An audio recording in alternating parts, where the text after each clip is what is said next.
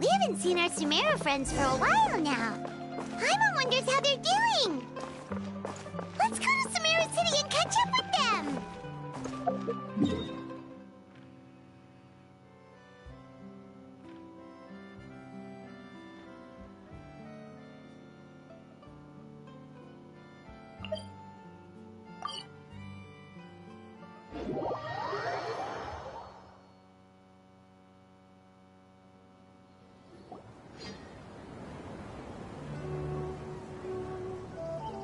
Wow, the academia sure is busy during the day.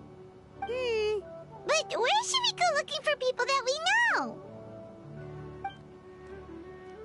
Traveler, Paimon. Cyno! It's been so long since we last saw you! Welcome back to Sumeru City. I'm delighted to meet you again.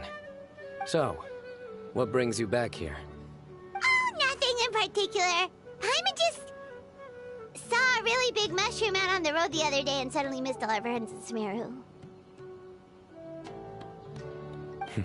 Funnily enough, we were reminiscing about you recently too. It was at a group dinner. I look forward to hearing about your travels. Something tells me we must have a lot to catch up on. Really? You were thinking of us too? What a coincidence!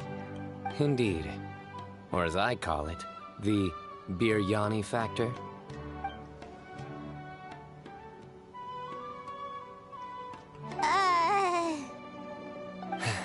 You really want me to say the rest? Okay.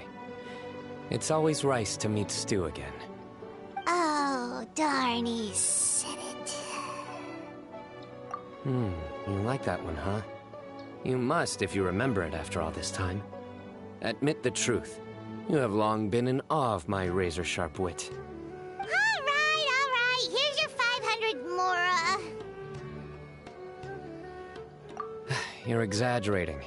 It's only 500 Mora. Hey, 500 Mora is still a lot of snacks to Paimon. All right. I'll treat you to some desserts later.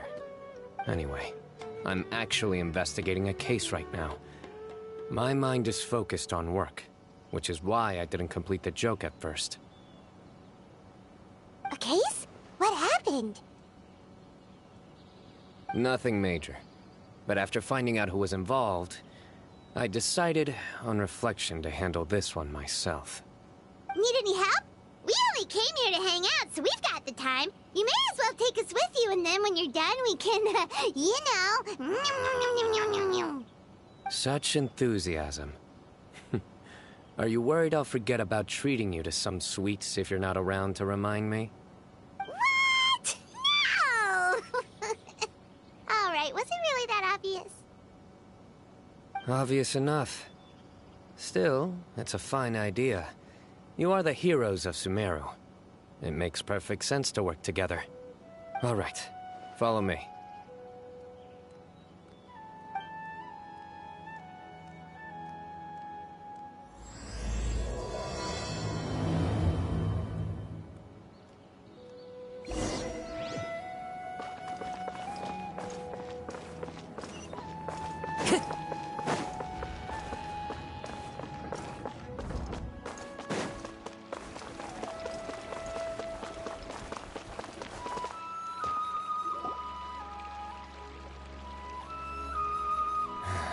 Do you see him?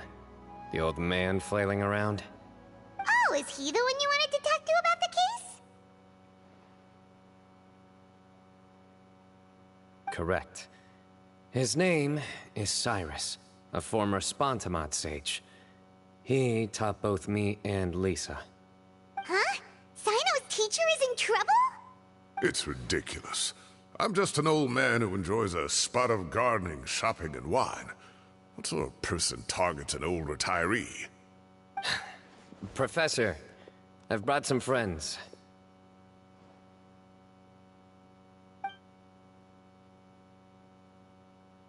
Ah, Cyno. Now who do we have here? Hold on, let me think. A flying fairy dressed in white? A youth who does not seem to hail from this land? My goodness. You must be the legendary traveler in Paimon. I've heard all about what you've done for Sumeru. Wow, looks like we're really famous. I've told him about you before. You are my friends, after all.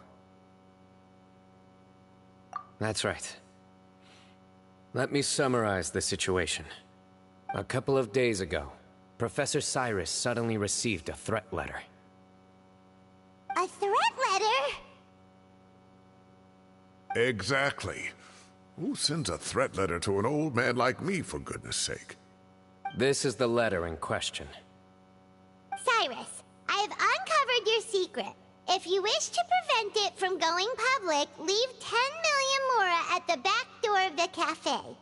Secondly, don't come looking for me. You'll never find me. But I will always be watching you and all of your secrets. Finally, if you dare to report this to the Matra, there will be consequences. Wow, they sure didn't mince their words. Clearly, this person must be desperate for Mora. 10 million mora, what a joke. I'm just a single retiree with nothing to my name beyond the tomatoes in my garden. Where do people think I'm hiding 10 million mora, huh? In my tomatoes? There were no witnesses, so currently the letter is all we've got. So, Traveler, Paimon, let's put our heads together. Paimon's ready too! All right, take a look. Do you see anything suspicious?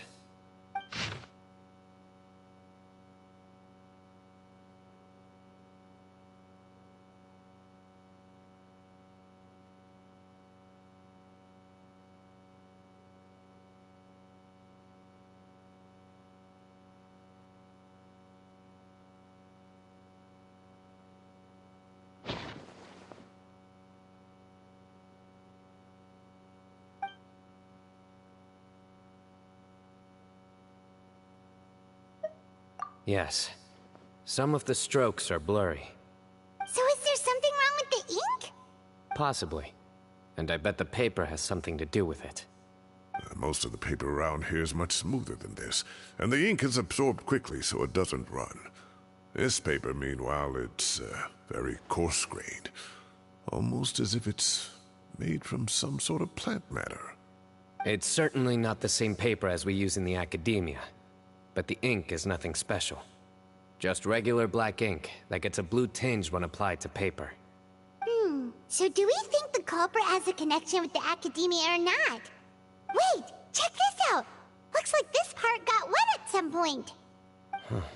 Agreed. The staining suggests it was a colored liquid, not plain water. It also looks like it was wiped off with a damp cloth. A colored liquid, so... tea? Wine? Looks like we're thinking along similar lines. Let's go talk to Arof. There are some things I'll need him to take care of.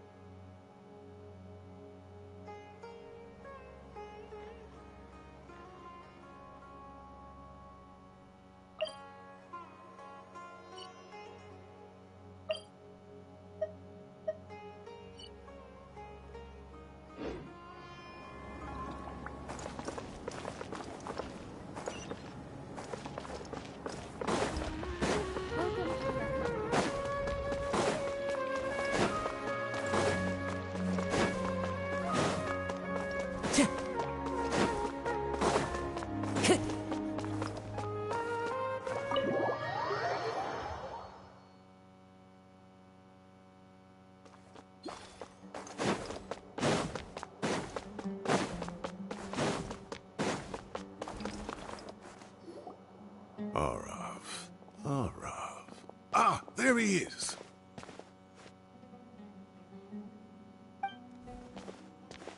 Mahamatra Cyno. Sir Cyrus. Ah, and the Traveler and Paimon. It's been a while.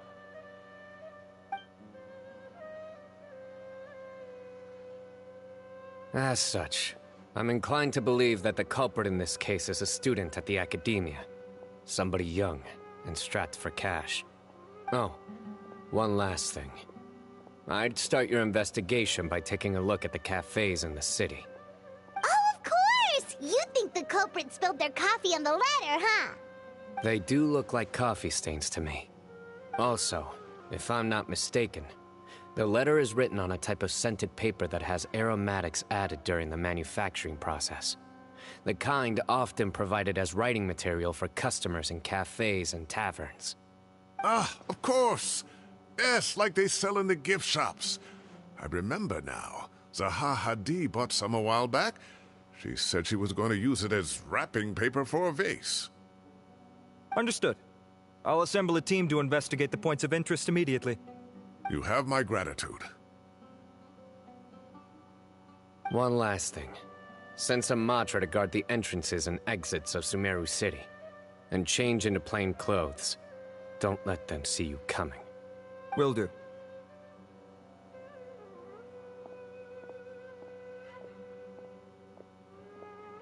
Great thinking, Cyno. So, where do we think the culprit's at right now?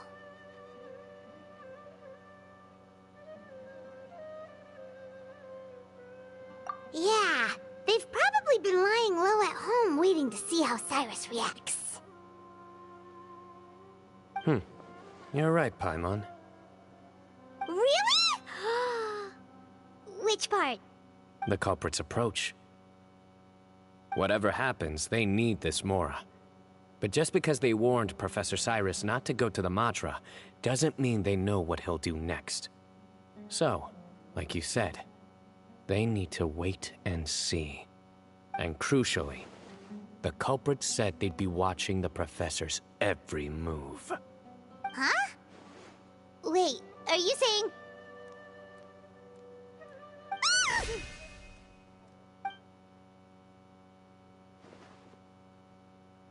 Found you!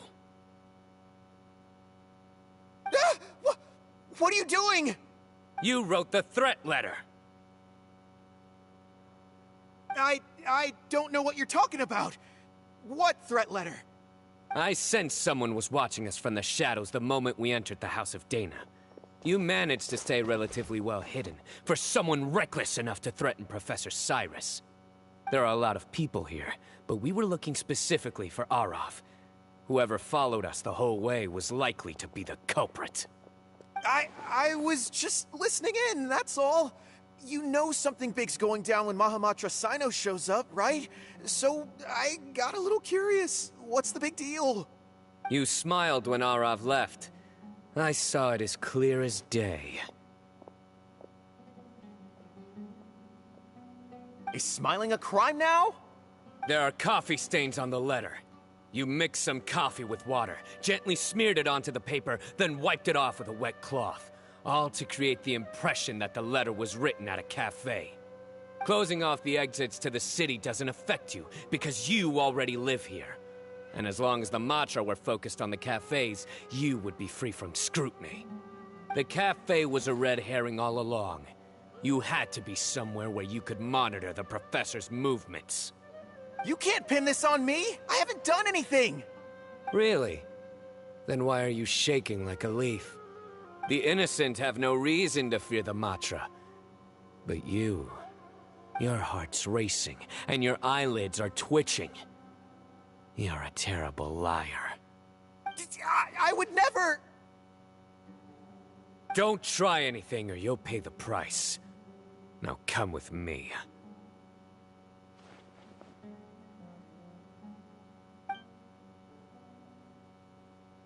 Well, that was over quickly. Cyno already caught the guy. You're telling me. One minute I go out for a quick smoke, the next minute I see Arav already on his way back to meet up with Cyno. Looked like a young guy, too. Couldn't have been much more than 30. But after what he's done, I'm afraid he's ruined his whole future. Everyone, it's all over. Gosh, that was so fast! The culprit's name is Raka, a 16-year-old student in the Rataoish Darshan. Huh? 16? Cyrus thought he looked 30-something! We checked his records. He's 16, a third-year student. But he looks so old. Yeah, seriously! Foolish child. He's too young for the criminal life. What the devil drove him down this path? We questioned the culprit regarding his motives. Oh, just spit it out. Nothing can surprise me at this point. Very well. It's our understanding that Araka is a mediocre student who has been underperforming in his classes. He started taking extra tutoring to improve his grades, but developed a gambling habit around the same time and lost a lot of mora. Down on his luck, he went to the tavern for a drink and overheard some people chatting about Sir Cyrus's comfortable retirement. They mentioned that he's always arguing about his tomato plants with some old woman on the street. Some old woman on the street? Goodness gracious. Has that rascal attended a single one of his classes? That old woman is Kasharwar's very own professor, Zaha Hadi. How can he not know who Zaha Hadi is? Is this going somewhere? Oh, right, yes. So another thing. We don't just argue about tomato plants. And what are they trying to insinuate by comfortable retirement? A man grows a few vegetables and suddenly he's living a life of luxury? Maybe it's more the fact that you have the time to grow vegetables in the first place. Araka mentioned he'd heard a rumor, alleging that Sir Cyrus illegally obtained a large sum of money from the desert before retiring, and kept it for himself instead of reporting it to the academia. Araka believes this money to be the reason why Sir Cyrus hasn't kept up with any academic research or other projects since his retirement. And given your advanced age, he thought you'd be an easy target to blackmail. Oh, Araka. I'm at a loss for words. I'm so angry I don't know where to start. People make up rumors all the time. I am quite confident that Professor Cyrus has never embezzled a mora in his life. Arav, you'll have to find some excuse to interrogate Araka again later. I need you to deliver a few firm fistfuls to him on my behalf. I completely understand how you feel, Sir Cyrus, but I'm afraid that course of action goes against the Matra's principles. Professor, there's no need to be childish about this. Oh, come on. I was clearly joking. Okay. Where does this go from here? The academia will determine the appropriate disciplinary action against the student. And as for the individuals spreading rumors about the professor's obsession with tomatoes and some old woman on the street, there could be a slander case here. The Matra will continue to investigate. Who said I'm obsessed with some old woman on the street? Mind your wording or you'll start a whole new rumor. You seem confused. Oh, don't you understand? Uraka is just a young boy who made a very rash and very stupid decision based on some groundless rumor he heard. Besides, I didn't actually hand over any mora to him.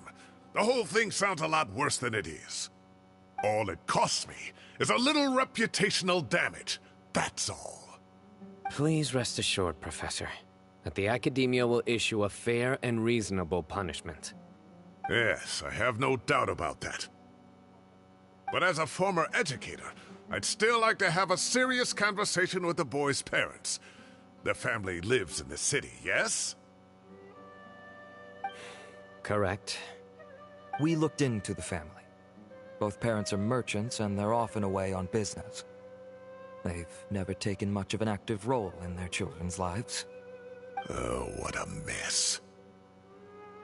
You don't have to seal the evidence away yet, do you? I'd like to have that letter back for the time being, if possible. I need something concrete for when I talk to the family tonight. We have to show them how serious this situation is. The relevant authorities have already reviewed the evidence and are now discussing Araka's punishment. You can hold on to the letter for now. Just make sure to return it within a couple of days. Oh, so you'll be able to close the case in 2 days? Give or take. Cases like this are quick to resolve. Very good. Well, thank you for all your help. Perhaps we can all go for a meal together. Oh, my treat, of course. My apologies, Sir Cyrus, but I have a prior commitment. Enjoy the meal, everyone. Ah, I see. Well, that's a pity. But Cyno, you have to come. You found the culprit at record speed, and I owe you for that. Ah, and isn't Tighnari in town at the moment? Bring him along, too. Wait, you mean Tighnari's in the city? He is. Tighnari's master, Sir Nephis, called him and Kale to the academia to help out on a project. They should be at Nephis's office at this hour. Though I must say, I'm surprised you're extending an invitation to Tighnari. Did you do something to offend Sir Nephis? Don't be outrageous. Nephis offends me all the time. It's never the other way around. Anyway, hurry up and fetch Tighnari. I'll head over to the tavern with the Traveler and Paimon. See you there. Go on now. Don't keep us waiting.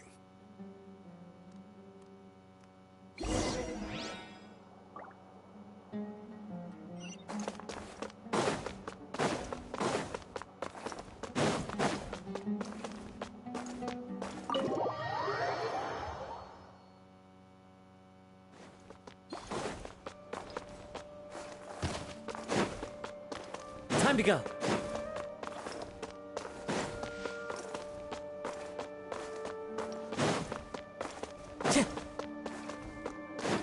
Time to go.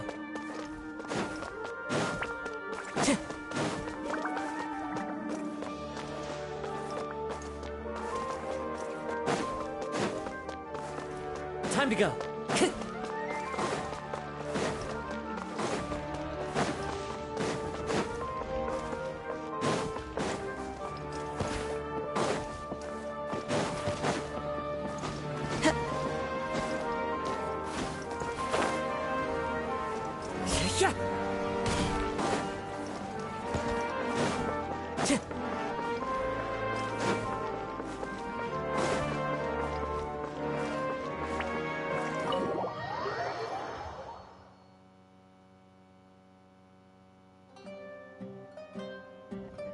Not to brag, but we never had problems like this at Ratawa Hiss back when I was still teaching.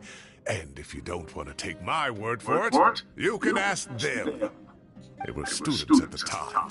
They'll tell you what it was like, won't they? I was out in the forest at least 4 days a week back then, thanks to a colossal workload from Master.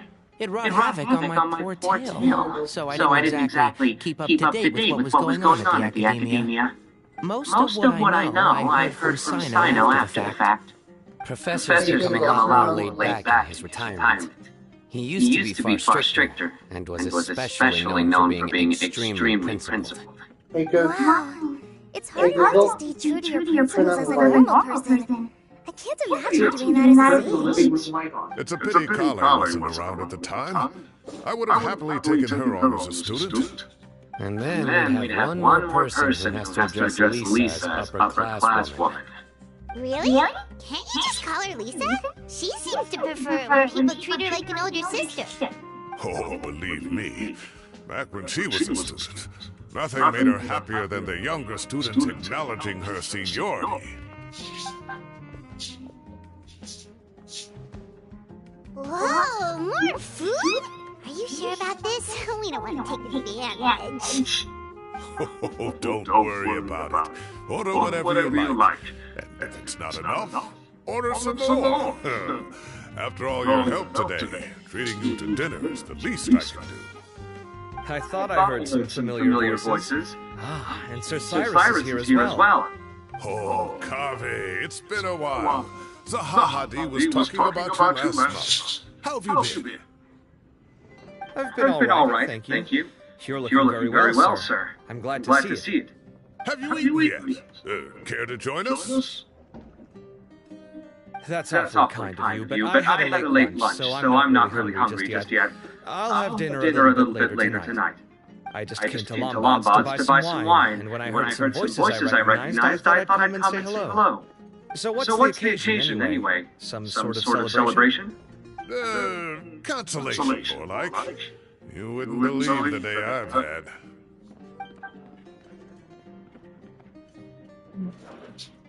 Sounds like things have really gone downhill since I was there. My whole time as a student, I've never heard of anything remotely like that. I can't believe how young the guy is. What are his parents going to think? Young people are always more susceptible to making rash and ill-advised decisions.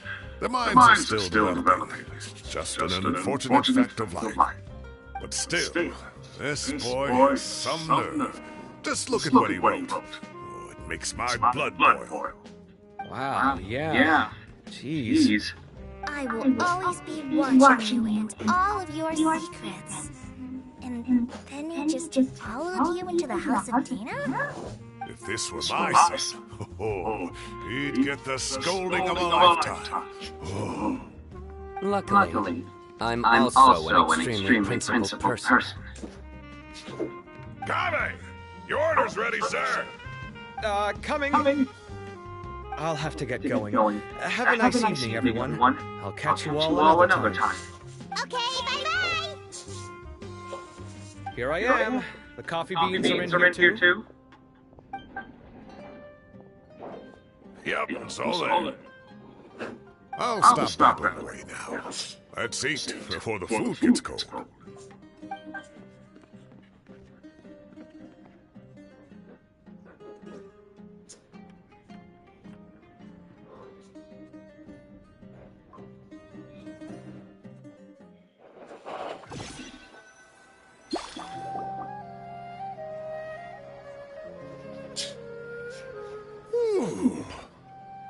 Oh, too tasty. Paimon's belly is about to explode.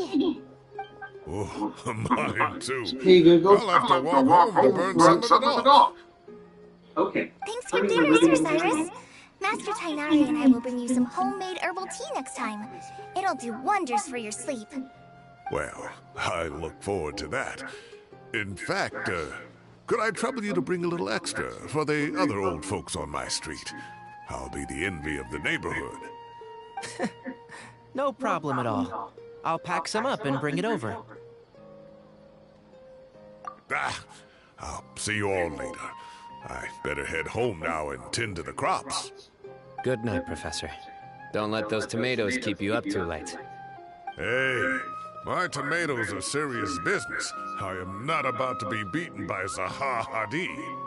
Anyway, I'll be leaving now. Don't stay up too late now, children. I bid you all a good night. Take care. Have a safe trip home. All right. Now, we finally have some us time. What do you mean, us time? Well, I was talking with Tainari and Kale, and since we all have some free time, we thought we could all go camping together. Think of it as our way of welcoming you back to Sumeru. Camping? Oh, that sounds fun! Paimon's in!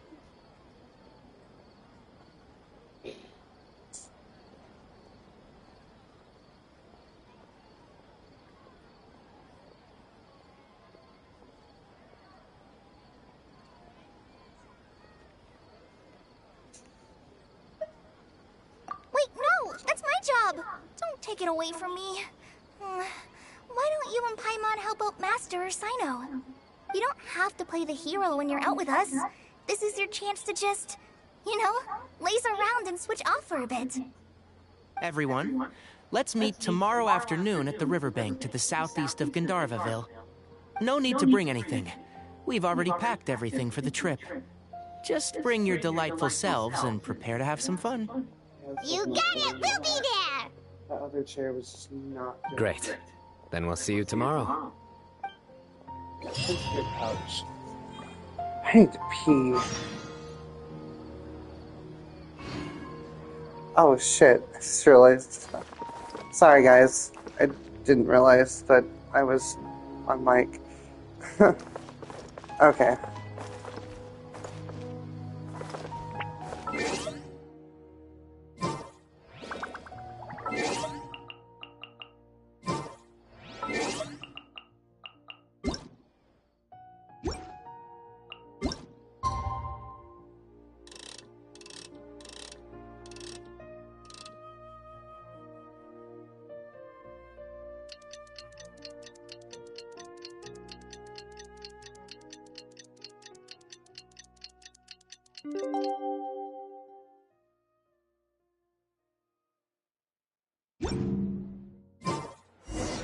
Kinda set off. Let's head to the southeast of Gandharvaville and meet up with the others.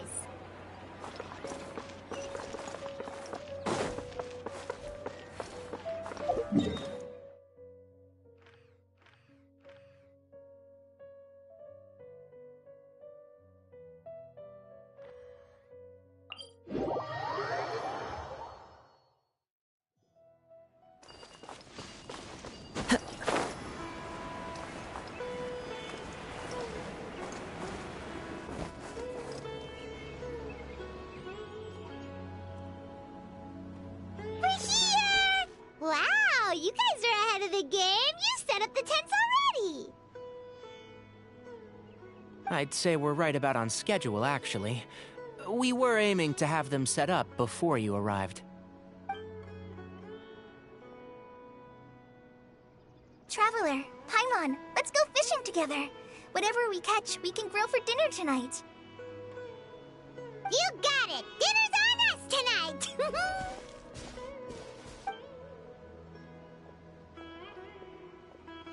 I hope I can contribute too. The other forest watchers gave me some fishing tips a little while ago. I'm really looking forward to giving them a try.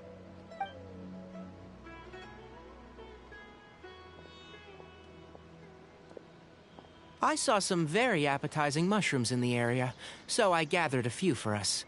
I'll leave them here along with some fresh fruit. Wow, camping with a forest watcher is the way to go! They think of everything! And even if they don't, they can improvise! This is true. I don't think I've ever had a single rough day in this forest. So, how has everything been going for you? Well, there's been some high points and low points, but we've had some unforgettable experiences along the way. I see. Oh, in that case, you should try a valberry. I bought some from the market this morning. A valuable suggestion. Just don't bury your feelings using food. All I wanted was to recommend something bittersweet. Oh, I have a sudden craving for fruit tea. I'm gonna go fetch some stuff. Bye!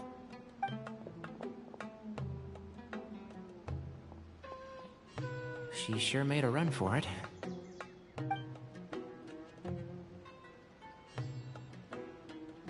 Unbelievable. She made a run for it. So Kale chose the path of tactical retreat. Could it be she foresaw what shall soon come to pass?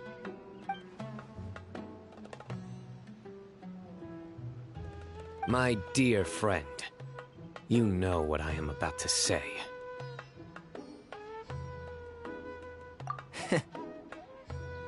Excellent! A kindred spirit. A great warrior can sense when a duel is nigh.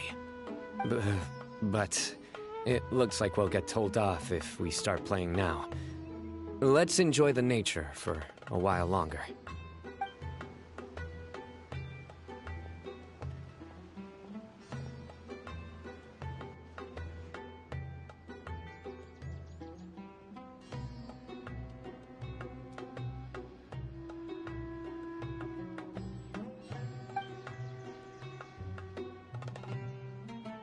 We got a bite! I'll reel it in.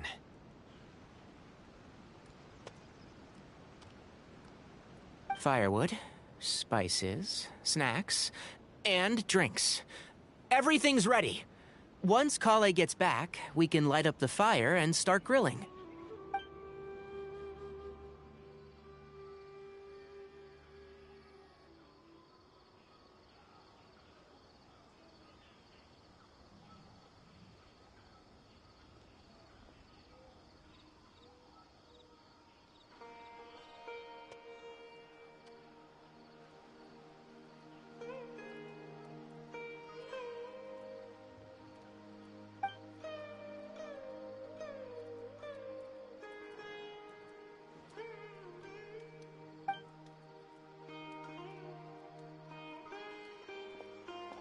There are 3 tents. Which one do you two want to take? How about the one on the left?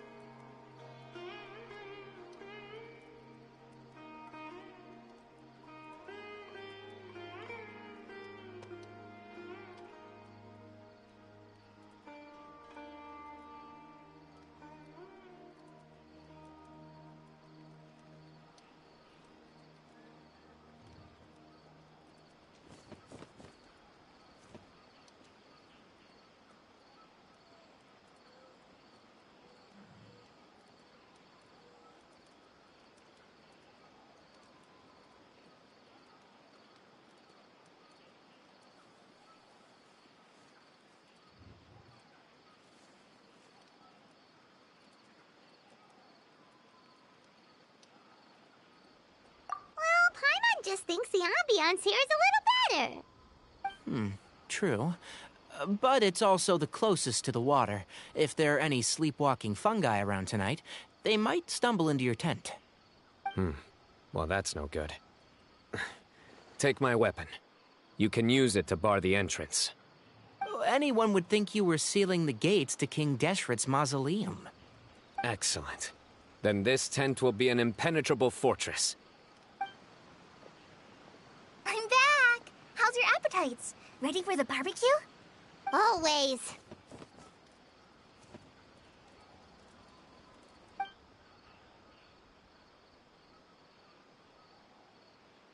Oh, it smells so good. Paimon's drooling. Someone sure is desperate to eat. I think it's time to add the seasoning. How do you like your skewers? Well done? Medium? Rare? Wait, what? Isn't that just for steaks? Hey, if it works for steak, maybe it works for other things too. Medium well for me. Okay, these are about ready now then. It'll be a few more minutes for anyone who wants theirs well done.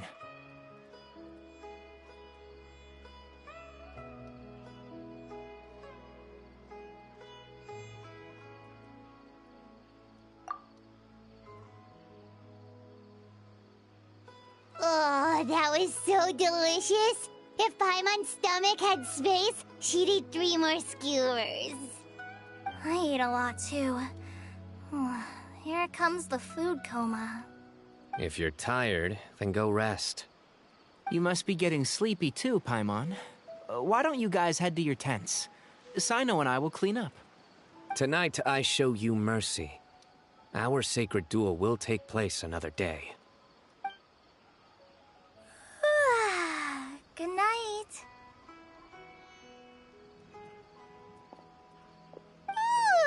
Paimon's struggling to keep her eyes open. Oh, don't forget this. The Staff of the Scarlet Sands. Wait, you were actually being serious about that? It's a very powerful weapon. Try it. Paimon can't even lift that thing. Fair enough. You sure you don't want it? Yeah, Paimon's sure. We'll be fine. And even if we do get an uninvited guest in the night, Paimon will be here to take care of the traveler.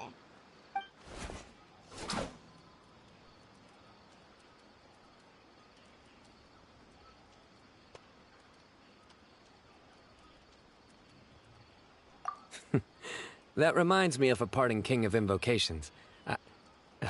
I'll tell you about it tomorrow. But right now, it's time to rest. Sleep well and sweet dreams.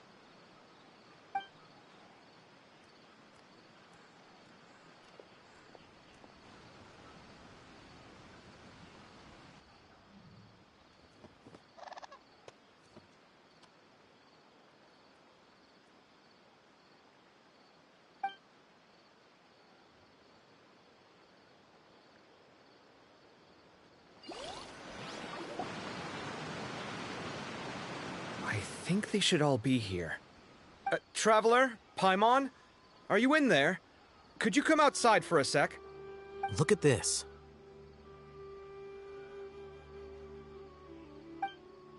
What the? What's this sword doing here? Is it supposed to keep out intruders? Evidently. Huh? Who is it? Oh, what time do you call this?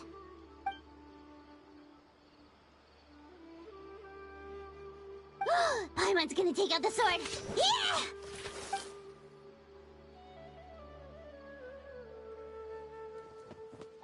Oh, hey them! Kave! What are you doing here? It's the middle of the night!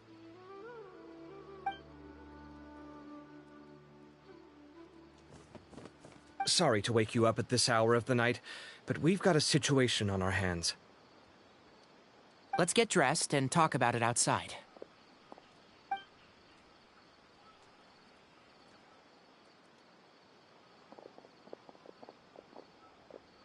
Something has come up. And since it pertains to Cyrus and Cyno, I deemed it essential to inform you all. Whoa, back up. Let's start from the beginning.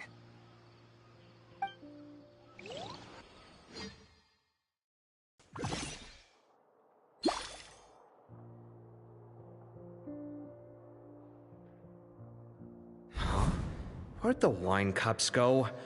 I could have sworn I left them here after I washed them. Ah, there they are. I'll have a cup too.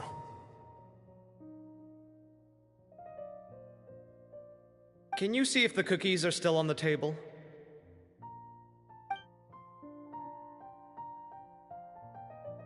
They are. And so are the fruits.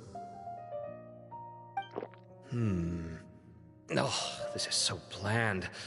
I should have gotten a few bottles of what Cyno's group was drinking last night. Do tell. What were they drinking? Oh, right, I forgot to mention. So, I ran into Cyrus yesterday evening when I went to the tavern to pick up some things. He was hosting a dinner for Cyno, Tighnari, Kale, and the Traveler and Paimon. Anyway, they got a bottle of Lombard's new vintage for the table. At least, I think that's what it was. It looked pretty good. Sounds like they're all tangled up in this. You know what it's about, right? 16-year-old kid tried to extort Cyrus. He was asking for 10 million mora. I heard some people talking about it on the streets, yes. Didn't take them long to catch the culprit. The sages are probably dealing with the case by now. I wonder what Sir Nephis and the others will make of it. Oh, Cyrus showed me the extortion letter, too. It was crudely written, but the paper had this beautiful pattern on it that I've never seen before. Really caught my eye. Give me a sec, I'll sketch it out for you.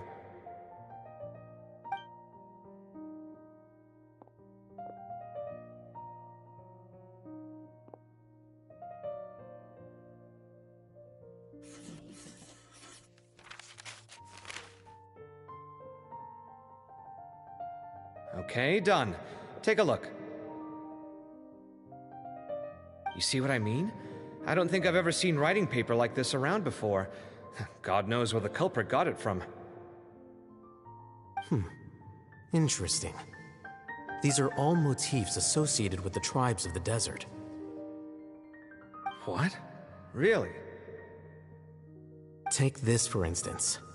Looks like an outline of a spire, similar to the kind found on some ancient palaces. And the crisscrossing and mirroring here, I recognize that too.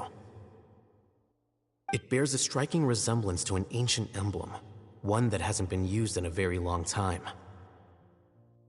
Whose emblem is it? It's the emblem of the Temple of Silence.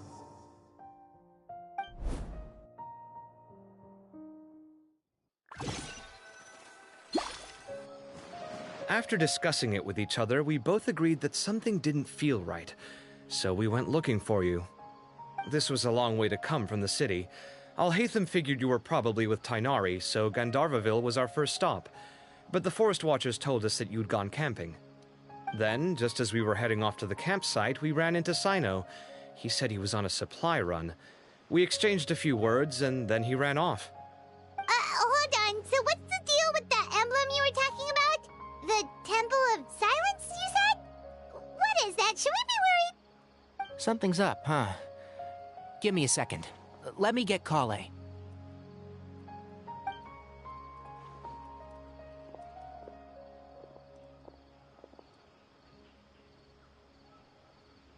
So you've never heard of the Temple of Silence?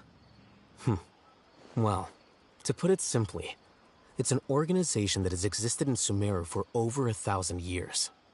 These days, you can find a Temple of Silence office in the academia. Theoretically, it's responsible for the custody and disposal of information and documents not fit for public dissemination. At least, that's what they tell the outside world. In truth, it's essentially a vestigial institution nowadays. There's an office with their name on it, but it's functionally obsolete. Historically speaking, the original Temple of Silence is said to have been established by Hermanubis, one of the 7 pillars of King Deshret and the greatest of all sages. Most of the organization's members hailed from the desert. By contrast, none of the Academia Temple's current members are from the desert region, nor do they use any symbols connected with the desert folk. So the Temple of Silence at the Academia is just a fake? Wow. It's possible. The real question is, why? My guess is they're covering something up. So, how do you know all this? Sounds like some pretty top-secret stuff. Did you forget? He did a stint as acting Grand Sage, and kept the pay raise even after he resigned. Oh, yeah! Paimon did totally forget about that. So you took the chance to read all the top-secret documents while you were acting Grand Sage, huh? If you're asking me whether I familiarized myself with the documentation in my office, I would respond that that's a perfectly normal part of any job. So much about this doesn't make sense. Why did the emblem of the Temple of Silence appear on a threat letter from an academia student to Cyrus? The student's only 16, and doesn't have any family ties to the desert. So where could he have seen that emblem, or gotten the paper? You said you ran into Cyno, yes? Did you tell him what you've just told us? Yep. He ran off as soon as he heard what we said. Given that Cyrus is involved, he's probably halfway through solving the case by now. Still, we should try to catch up with him. At this hour of the night, Cyno will probably go looking for Cyrus at his current residence. If the Academia's Temple of Silence really does exist just to cover up the truth, the sudden appearance of this emblem can't be good. It's sure to stir up trouble. We should pay a visit to the Academia. Yes. As the Sage of Amorta, my master ought to know the truth about their office. You can ask him to tell you what he knows. The more information we have, the better prepared we'll be for whatever happens there. If this situation is connected to the real Temple of Silence, the emblem has to be part of a bigger conspiracy. Kale, could I trouble you to send a message to the Core of 30? Tell them to keep an eye out for Cyno and Cyrus. Traveler, Paimon, you two come with me. We'll go after Cyno. Sounds like a plan. Let's go. Cyrus has been living in the city lately. He rented a place near the field so he can keep an eye on his tomato plants. Then let's go look for him there.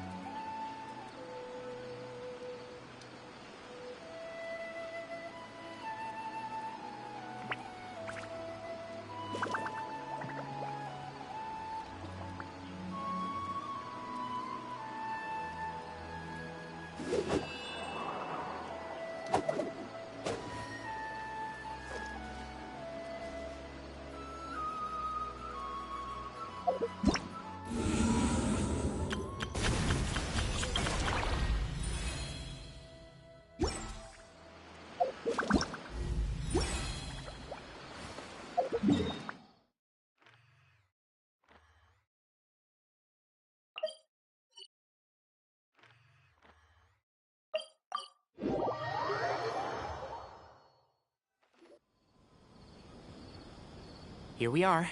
This is the place. We might be too late. Looks like nobody's home. Oh, Cyno moves fast. If he was here, he's probably long gone by now. I know that voice. Is that Tighnari I hear? Ah! Professor Zahahadi! Wow, so it really is you. My goodness, whatever is going on tonight? We're looking for Cyno. So, he's already been here. Yes, not long ago, in fact. He knocked on my door and asked if I'd seen Cyrus today at all. I told him the old fool left early this morning, and I hadn't heard him come back. So we went to his place, and would you believe it? He's gone. Goodness knows where to. It must have alarmed Cyno, because he took off in an awful hurry after that. He never did explain what this was all about. How serious is it? Well, if Cyrus isn't at home... Oh, it sure doesn't sound good. Professor, did you hear that a student recently tried to extort Cyrus? Why, yes. When I left the house that day, I noticed he was watering his flowers in the field in complete silence. He had a piece of paper clutched in his hand, and he looked lost in thought. I could tell something was troubling him, but he wouldn't tell me what it was. If Cyno hadn't happened to visit him that day, he'd probably still be holding on to that thing. After seeing the letter, Cyno told him to contact the Corps of 30, but Cyrus was very reluctant. He claimed it would only damage his reputation. Eventually, he relented, after much persuasion from Cyno. Huh? Cyrus didn't want to report it?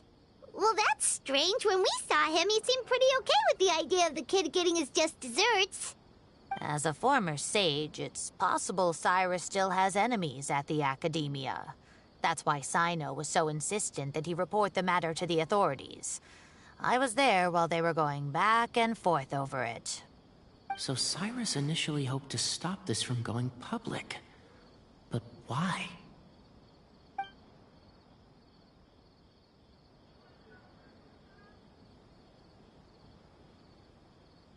Oh, dear.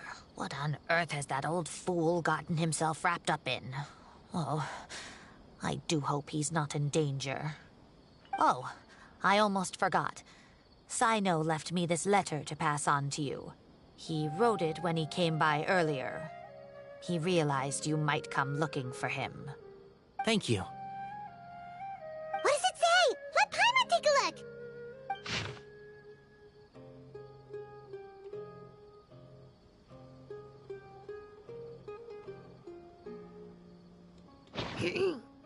My friends, this is a rather complicated state of affair. Unfortunately, I cannot disclose more than that. I ask you to understand and accept that I had to act alone at this stage. Don't come after me. Yep, that sounds like Cyno.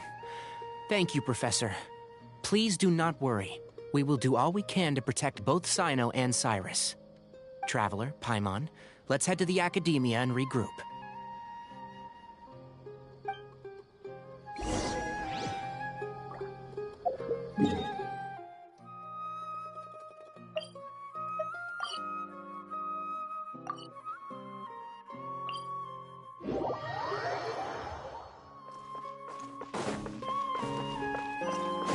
Time to go.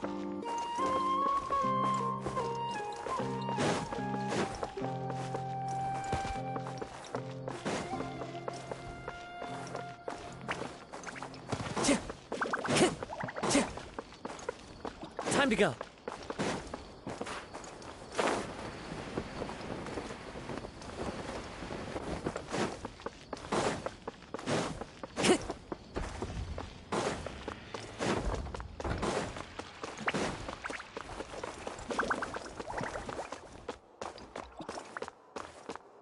Time to go.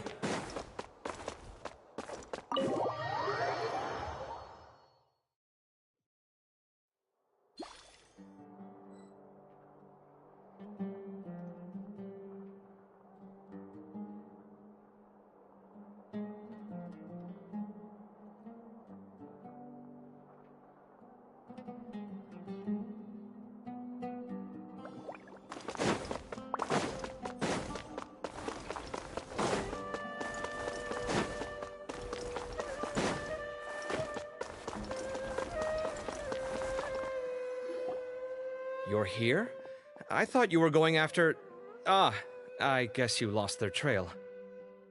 We went to Cyrus's house. No one was there. Cyno got there before us, but he was long gone by the time we arrived. He didn't say where he was going?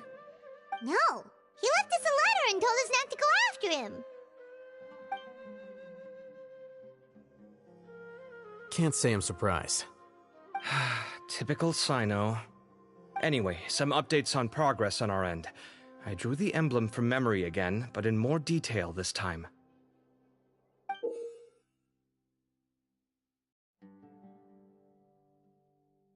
I checked some ancient texts for a similar design. The one I found was a little blurry, but the similarities in the general form and certain details were clear enough to confirm a match. Yeah, and we're lucky we found anything at all. It turns out the emblem was all but lost to history. We scoured the entire Academia collection, and that book was the only one with a record of the motif. Meanwhile, Arav managed to get Uraka to disclose his source. The one who told him about Cyrus's embezzled funds was a young man from the desert. According to Uraka, he had a striking presence and was well educated. Apparently, the two met in the tavern over a game of cards. The guy claimed to be in the city for business as part of a merchant caravan. Uraka was intrigued when he heard what his new acquaintance had to say and brought up the idea of extorting Cyrus for Mora. The guy encouraged him to go ahead with it, then handed him some pen and paper to write the letter. I see. So it could be that this person planted the paper intentionally. So, how do we find this guy? Did Uraka say where he is? He doesn't know. He claims not to have seen him since that day in the tavern. The man gave him some tips on how to carry out the extortion, but from then on, Uraka was acting alone. Nephis and Arav have gone to meet the Core of 30 and review the city's entry and exit records. Also, Nephis admitted that the Temple of Silence in the Academia is just a facade. The true Temple of Silence once came to the rainforest to establish a collaboration with the Academia, but as time went by, the sages gradually became corrupt and foolish. The Temple of Silence felt that they could no longer trust the Academia and ended the partnership. They retreated back to the desert about 400 years ago. Ever since its inception, the Temple of Silence has been the guardians of King Deshret's civilization and belief system. They traveled throughout Sumeru, sequestering and guarding any wisdom that posed a threat to the people's livelihoods. At its roots, it was a legitimate and reputable organization whose purpose was to guide people towards the right path. The Academia of the day knew that the split would damage their reputation if it became a matter of public knowledge. And so, they set up a dummy organization of their own to conceal the truth. Not only that, but they managed to keep up the charade for hundreds of years! So how did Cyrus become acquainted with the true Temple of Silence if they left centuries ago? I'll bet that's the question that bothered Cyno. Probably why he went after him in such a rush. Whoever is behind this, getting Uraka to extort Cyrus was only the first step of the plan. Their true goal in doing so was for Cyrus to see the emblem on the letter. He must have recognized it right away. That'll be why he didn't want to involve the authorities. He probably hoped to take care of the whole thing by himself. Unfortunately for him, Cyno had other plans. Since the desert is where the Temple of Silence originated, that is in all likelihood where Cyrus went. I have to go after him. Really? Are you sure that's a good idea, with how you respond to the heat? Why don't we send someone else? I should be fine, as long as I bring plenty of water. Besides, I just can't shake this ominous feeling that if we don't catch up to them soon... Everyone, I have news from the Core of 30. Master! Oh, so that's Nafis, Tainari's master? Oh, we're finally getting to meet him in person! It's a pleasure to meet you, Traveler in Paimon. Several independent eyewitnesses have reported seeing Cyrus and Mahamatra Cyno leaving the city at different times. Both were heading in the direction of Caravan Rebat. I was going to suggest that you join forces with the Core of 30 in this case. However, as I'm sure you've already heard from Al-Haytham and Kaveh, the Temple of Silence is involved. The Academia has made a number of decisions throughout history that I am ashamed to talk about. It may well be that no better choice was available to them, but those actions are nonetheless a stain on our legacy. I won't attempt to make you understand the Academia's perspective. Now is the time for action. I understand where you're coming from, Master. But I'm afraid the situation might be more complicated than we thought. I think we need to keep a low profile, or risk making things worse. Good point. If Cyrus is involved with the other side, or worse, if he's fallen into their hands, and...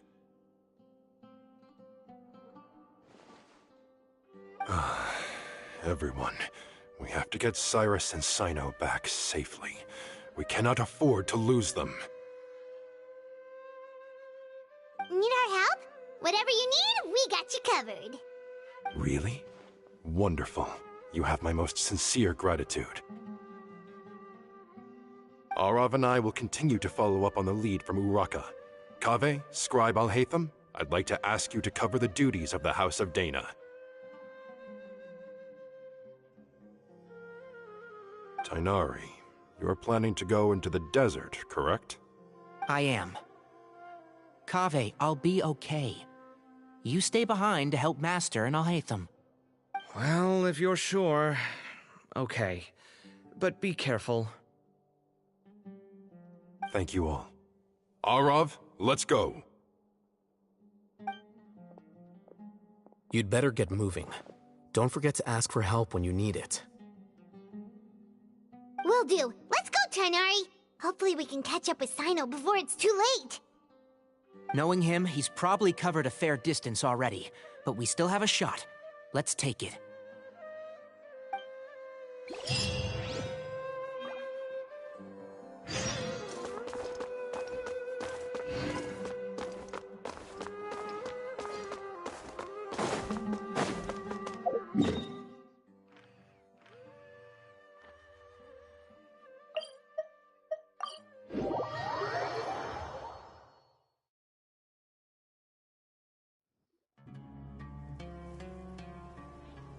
Okay, we made it to Caravan Ribat. Where should we go next? Maybe we should ask the nearby guards if they've seen anything. Hold on. Look over there. Is that Dia? You sure you want to brave the desert alone? I mean, it's your choice at the end of the day, but still. It's not my first time. I'll be fine. Cyno. If you're really going to go through with this, then at least take our advice. When you're packing for your trip, budget for 5 days more than you plan to spend out there. Makes sense. Okay, I'll go get ready. Thought we might find you here. You're trying to retrace Cyrus's steps, aren't you? Didn't I tell you not to come after me? I thought I had a good lead on you. Well, sorry, but we never agreed to that. Why would you go off on your own like this? Nothing personal. It's just a complex situation. And I'd rather not involve anyone else if I can help it. Takes a special kind of person to get Cyno chasing them all the way out to Caravan Ribat. But why so coy today, huh? You only gave us his age and description. Why can't you reveal his name? Is he Sumeru's most wanted or something? Oh, also, hey guys, it's been a while. Dia and Candace! So nice to see you. Actually, seeing all of our friends is the whole reason we're here. You're looking well. Glad to see it. Candace and I came to Caravan Ribat on business. We ran into Cyno as he was asking about some elderly gentleman's whereabouts. Some people say they saw him. Guess he stood out as an older guy heading into the desert alone with just a sumpter beast in tow and very few supplies. That's gotta be one heck of a story there. Cyno, it's okay if you can't tell us anything about the case. But let us know how we can support you. We're here to help however you need. The more people we have working on this, the quicker we'll be able to find the person you seek. No, it's not that simple. If I'm right, he'll be doing everything he can to avoid us. We spoke with Zaha Hadid. From what she said, it's pretty clear that he wants to try and solve this on his own. It won't be easy trying to find him in the desert when he's deliberately trying to cover his tracks. Sounds like this is far more complex than we imagined. Still, if he started from Caravan Rebot, the chances are that his route took him past Aru village. You may as well ask if anyone there has seen him. My thanks to you both. Once this is resolved, I will find a way to repay you. Come on. No need to get all serious. Just buy a round of drinks next time we're all in the city or something. That's a deal. All right, so, you all set? Yes, we'll handle it from here. Thank you again for your help. I don't take it for granted. All right, then we'll leave you to it. Just remember, if you change your mind and need some reinforcements, we'll be here. And don't think you'd be imposing. You can depend on us. Don't worry, we'll keep him out of trouble.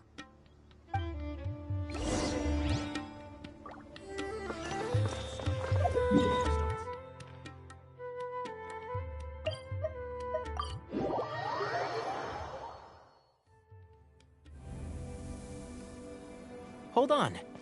There's a few things I'd like to clear up. Go on. So, after you left the campsite, we had a longer talk.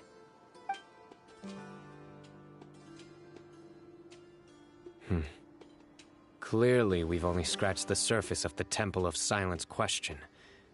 It doesn't surprise me at all that the one in the academia is a fake. Do you have any connection with the Temple of Silence? I do. I trust you're all aware of the spirit that gives me my power. Hermanubis, the original founder of the Temple of Silence. Due to my unique constitution, I was put through a number of trials in the desert when I was younger. Later, I met the professor, and he brought me to Sumeru City. But my memory of that time is hazy. I can't recall much. It's a good thing that Kaveh noticed the emblem on the letter. Without that, I don't know if we would have connected the dots and realized there was more to this case than mere extortion. I did not recognize that symbol at all. Whether that's because I've never seen it, or because my memory fails me, it's hard to say. Yeah, you're right. Thank goodness for Kaveh, and for Alhaitham's diligence during his time as acting Grand Sage. But Cyrus must have recognized it right away, right? Otherwise, he wouldn't have had any qualms about you reporting it. Oh, maybe his connection to the Temple of Silence goes even deeper than yours. I suspect so too. Professor has never once mentioned the Temple of Silence in conversation. And whenever the conversation turns to Hermanubis and the concept of spirit indwelling, he avoids going into any depth. Well, speaking of avoiding things, you do realize, don't you, now that we've caught up with you, you're stuck with us for the rest of the way? I am aware. And I have accepted it. Or rather, I don't see how I could manage to ditch you en route, so I might as well accept that you're coming with me. That's right. Fact is, we're coming with you whether you like it or not, so the best option now is to try to look out for each other. Ha! Fair enough. Then at least let me buy you a drink once we're back in the city. Works for me. All right, off we go. Let's start by seeing what the guards here can tell us.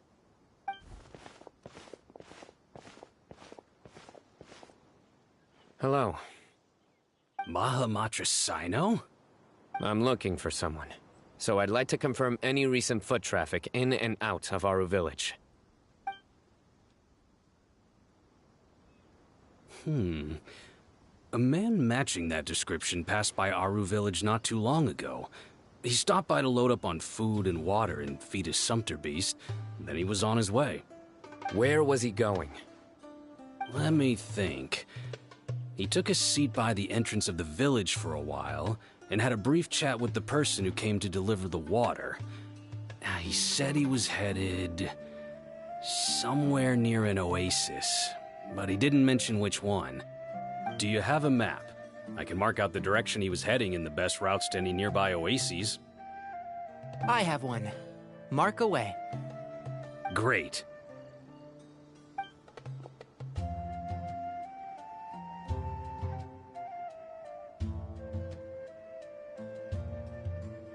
There you go. Thank you so much. You were a great help. You've got a really good memory. Ah, you're quite welcome. Just doing my job. Best of luck. I hope you find him soon.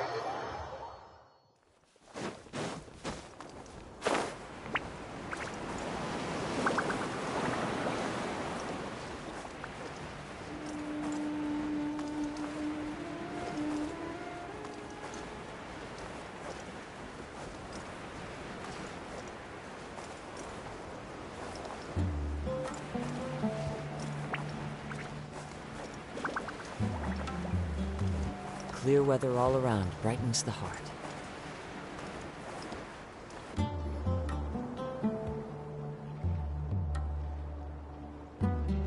Hold on. I see some people over there.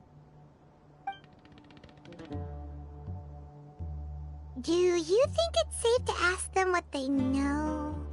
Should be. I'll go... No. I'll do it.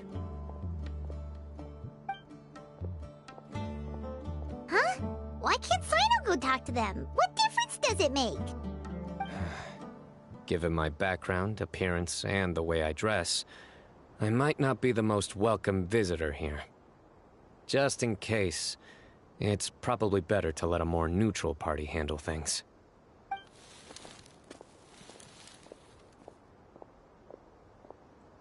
Ah, hello there. I hope I'm not interrupting. My friend and I are looking for an elderly man who's gone missing around these parts. Any chance I could ask you a couple of questions? Oh, a missing person, huh? Sure. What do you want to know? I'm just wondering if you've seen him. Let me give you the details.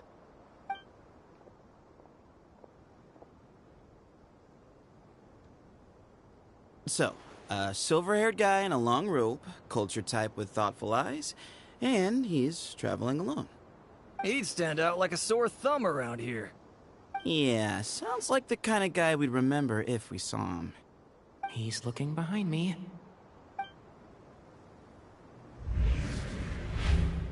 Uh-oh. That guy's looking our way. Your friend over there stands out a lot, too.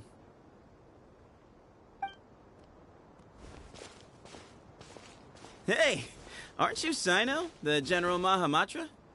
Yes, that's me.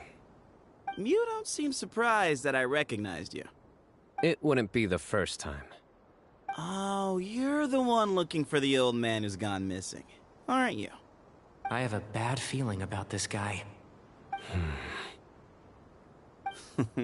Someone's on edge. You don't trust me much, do you? No need to hide it. I understand why you're wary of us. Still, you came to us asking for help. Do you want it or not? I thought you were a group of merchants. Seems I was mistaken. Your henchmen don't look like much, but something tells me they put up a better fight than most mercenaries. Hey! Hear that, guys? You're my henchmen now. Suits me, as long as I get paid for it. Just cut to the chase already. I'm running out of patience. All right. Come with me. All of you. Don't you want to find your friend? A silver-haired, long-robed, culture type with thoughtful eyes? Sounds like there's a whole other side to Cyrus I didn't know about. So you know where he is? Just follow me. I'll take you to him.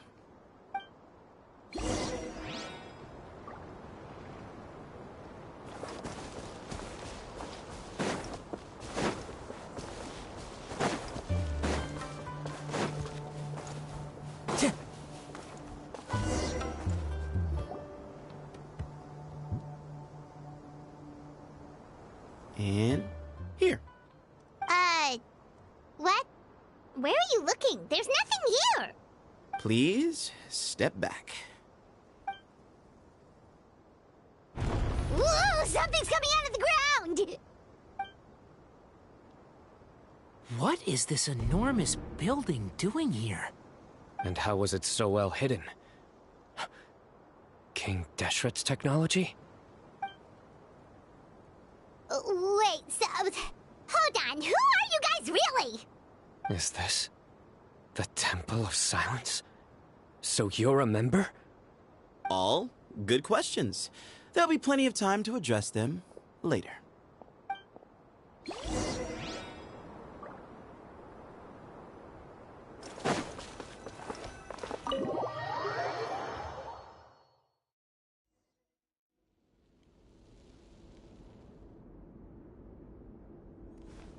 This is not what Paimon was expecting to find in the desert, especially not hidden right next to an oasis.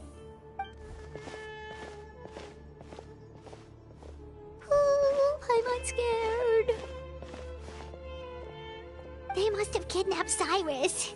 Do you think this is the guy Raka met in the tavern? What's wrong? Thinking about your professor? I just hope for your sake you haven't done anything you might regret. Me too. Hope I haven't done anything to incur your wrath.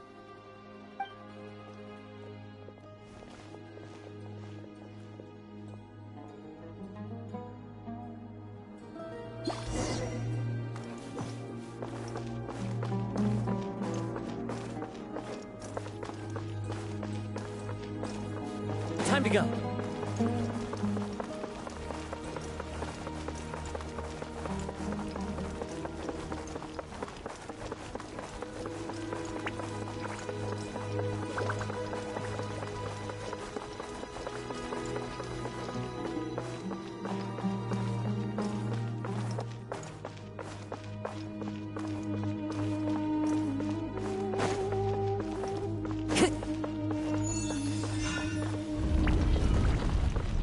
Time to go.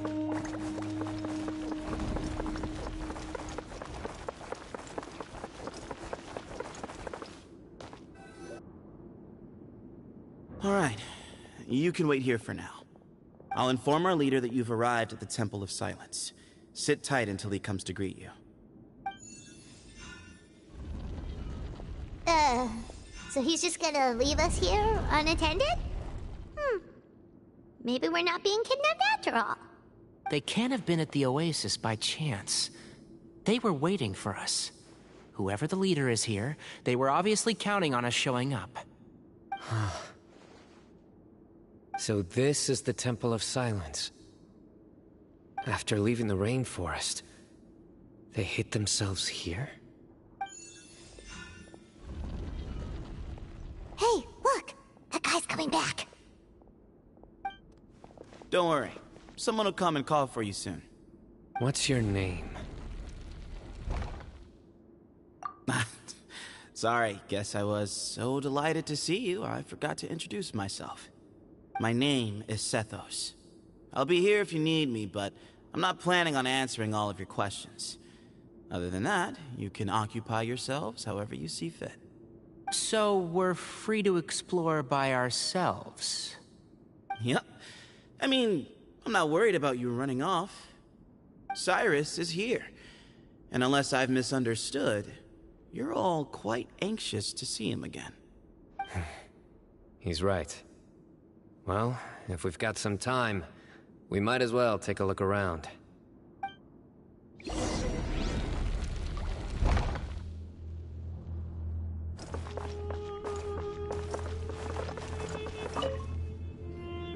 I never imagined that the true Temple of Silence would be hidden somewhere like this. We've passed through these parts before, but never noticed anything. That's King Deshret's technology for you, I guess. It borders on the miraculous. Amazing to think that it's been preserved intact all this time. We should be wary of our hosts. Still, at this point, we can be confident that the professor is safe and sound, so that's something.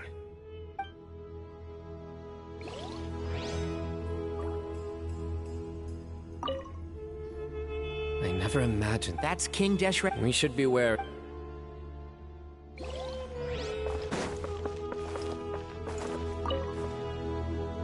Hey, Sethos! Have you got some time to chat? Sure. Although, I'm assuming by chat, you mean you have questions for me? I don't blame you. Anyone else would. Not often. The Temple of Silence is a place of quiet and solitude. We don't get too many visitors. Yes, that was me. Although, tricked is a stretch. He was asking everyone in the tavern about ways to make some easy money. He insisted that nothing was off the table, even if it broke the law. So, I told him that Cyrus had embezzled a large sum of mora from the desert. So you framed Cyrus for a crime that he did not commit? No. That's not entirely true. Let me jog your memory. The letter just said that he had uncovered Cyrus's secret. It didn't say what secret that was. Of course, Uraka was a great accomplice, really. Very cooperative with a little bit of wine in him. Did exactly what he was told. And not much of an original thinker, though. It doesn't surprise me that he struggles academically. Why did Cyrus leave for the desert as soon as he received the letter? You'll have to ask him that one yourself. Certain things I can't answer for him. I'm neither judging nor defending him. All you need to know is that he recognized our emblem, and it was his own choice to take the bait.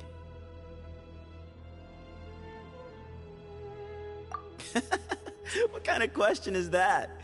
He's the General Mahamatra. Everyone in Sumeru knows who he is. Right, but back at the Oasis, you can't have known who he was for sure, or you wouldn't have asked him. So, what we're really asking is, have you never seen him in person before? I've lived in the desert my whole life. Guess you could say I've never had the pleasure. Ugh, why does Paimon feel like this guy's not being straight with us? Come on, we've only just met. If I give you all the answers up front, you'll have nothing left to look forward to. Nope, not once. Really? I have no need to go there. Not when the taverns are full of the Urakas of this world. Besides, we're well aware of what goes on at that place. Spies? It's not as clandestine as that.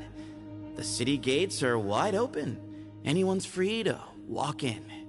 You can find out all you need to know just by walking around town and hearing the word on the street. Mm-hmm.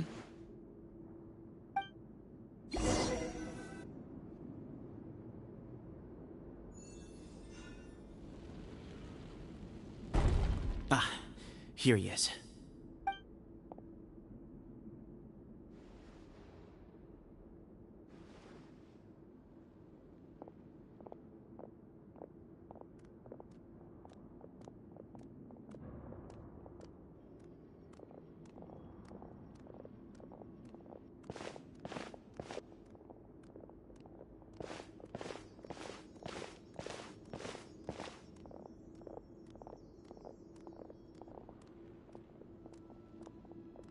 Grandfather, the person you wish to see is here. Well done, Sethos. Greetings, one and all. I am Ba Moon, the current leader of the Temple of Silence. I know why you are here, and I thank you for your patience. Bring him out.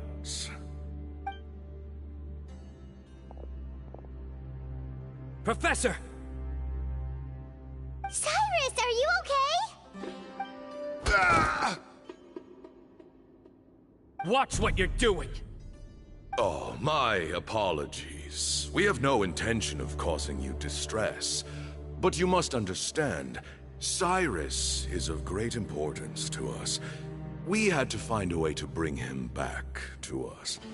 Cyrus owes me his life, and to the Temple of Silence, he owes a debt of gratitude. I let him go a long time ago, but now, the time has come to demand payment. I wanted to end my feud with this old bag of bones before you caught up with me. But you got here so quickly. Just leave, Cyno. This is a matter between us two old men. You're all too young to get involved. So that's why you didn't want to report the letter. You'd made up your mind to come here from the beginning. You only left in such a hurry to try and throw us off your trail. Some things in life catch up with you, no matter what you do. You shouldn't have come, let alone brought the others. Cyno didn't make us do anything. We came here for the same reason he did, to rescue you. We'd appreciate you telling us the truth. Otherwise, it seems a little unfair on everyone who had to stay behind. My secrets are secret for good reason.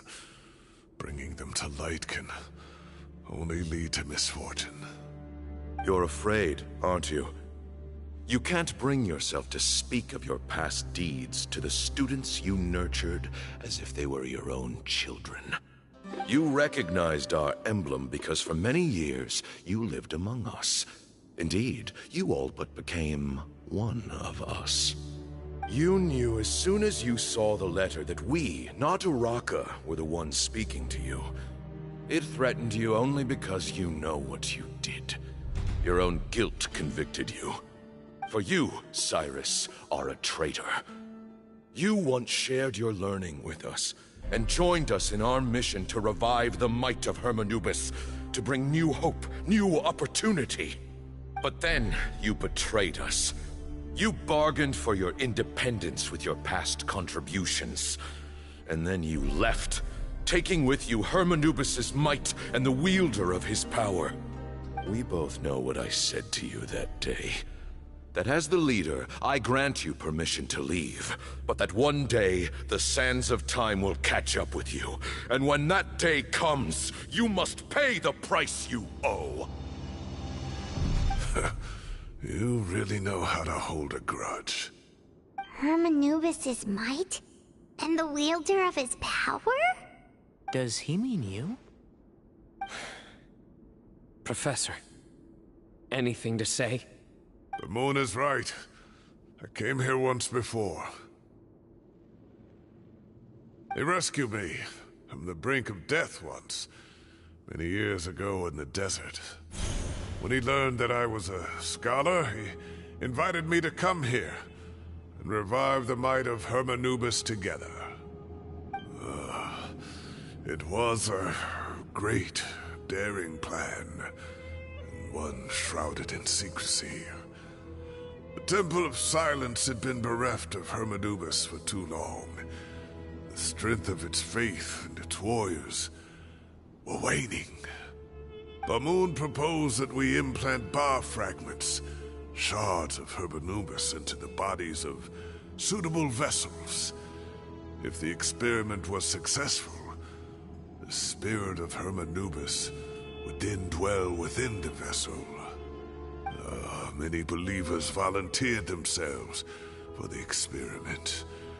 But we soon discovered that the bodies of grown adults could not withstand Hermanubis' power. In the end, Bamoon offered his own adoptive grandson.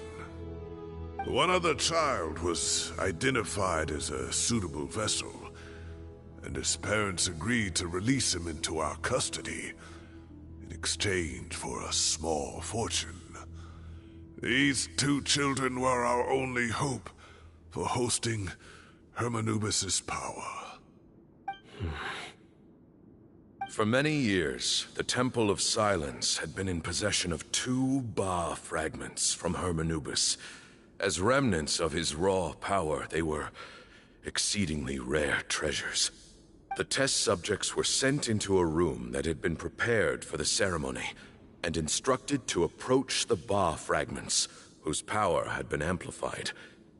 If, after some time, this power did not repel them, this would mean that they were suitable vessels. The original plan was for a 3-stage experiment: resonance, implantation, and recovery and observation. The resonance stage went quite smoothly for both candidates. As the 2nd stage began, I realized a decision had to be made. Should we implant the fragments one at a time? This would allow us to monitor the results after the first round and adjust our plan accordingly. Or alternatively, we could implant each fragment in a different vessel at the same time and compare their effects. But as I was deliberating, both Ba fragments suddenly became active. They glowed with a light we had never seen before. I knew that if they were not implanted right away, they would disintegrate and be gone from the world for good. Our 2 vessels had both displayed great promise by successfully resonating with the fragments. Under the circumstances, the thought of implanting both fragments into the same vessel seemed out of the question. To preserve our faith and our power, we implanted each of them with a single fragment. Ultimately, I ended the experiment and left, taking one of the children with me. In recognition of your past contributions, I chose not to send someone to hunt down and kill you both. Your lives were spared, but I have paid a great price for your betrayal ever since. I have always wanted to see you, Cyno. Losing you and your Ba fragment dealt us a devastating blow. We've been in decline ever since you left. I see. So that's how I gained my power. Look, in essence, I borrowed your Ba fragment for a decade or so. And now you are seeking justice. If you want to take my life, then so be it. I'm an old man now anyway. But you cannot lift a finger against Cyno. He is the General Mahamatra. Your actions would be seen as a declaration of war against the Academia. I'm sure you don't remember anymore, dear Cyno, but you've met us all before. You were so young then, when we all gathered around and celebrated the revival of our Lord. You and he, Sethos, you were our final hope. You'd like me to return my power? As a follower of Hermanubis, I have allowed this power to remain in the rainforest for far too long. Now, it is time to reclaim it. That power is not yours to reclaim. Cyno was chosen by the gods. You cannot take what they have bestowed. You are wrong. Cyno was chosen, but he was not the only one. My child, Sethos, has the same gift as he. So those are your terms for freeing the professor? Despise me all you want. My sins are my own. The Temple of Silence is an innocent party. It is because of my foolishness all those years ago that the Temple's glory has waned. And now I must take responsibility for the decision I made back then. So what you're saying is, the power of one Ba fragment is not enough? You're asking me to return the one in my possession, so it can be implanted in him instead? Divine power causes great suffering to those who wield it. How do you know that Sethos would be able to withstand it? He is no longer a small child.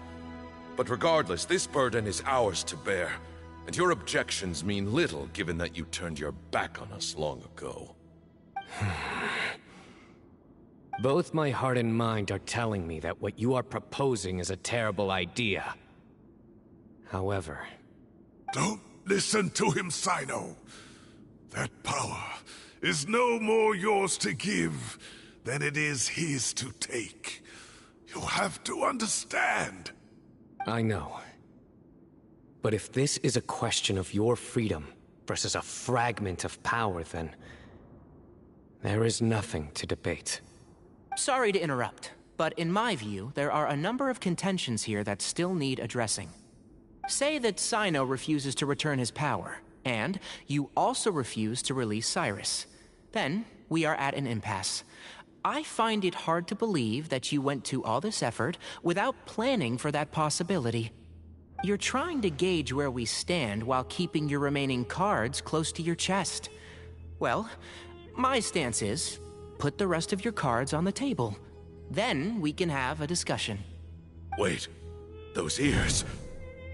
So, we have a descendant of the Valukashuna in our midst. Splendid! Fate smiles upon us after all. Everything we have longed for, Hermanubis will provide. Perhaps this very day we'll...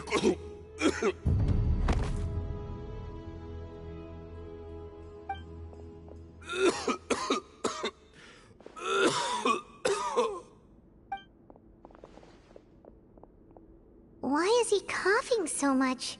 He looks like he's in really bad shape.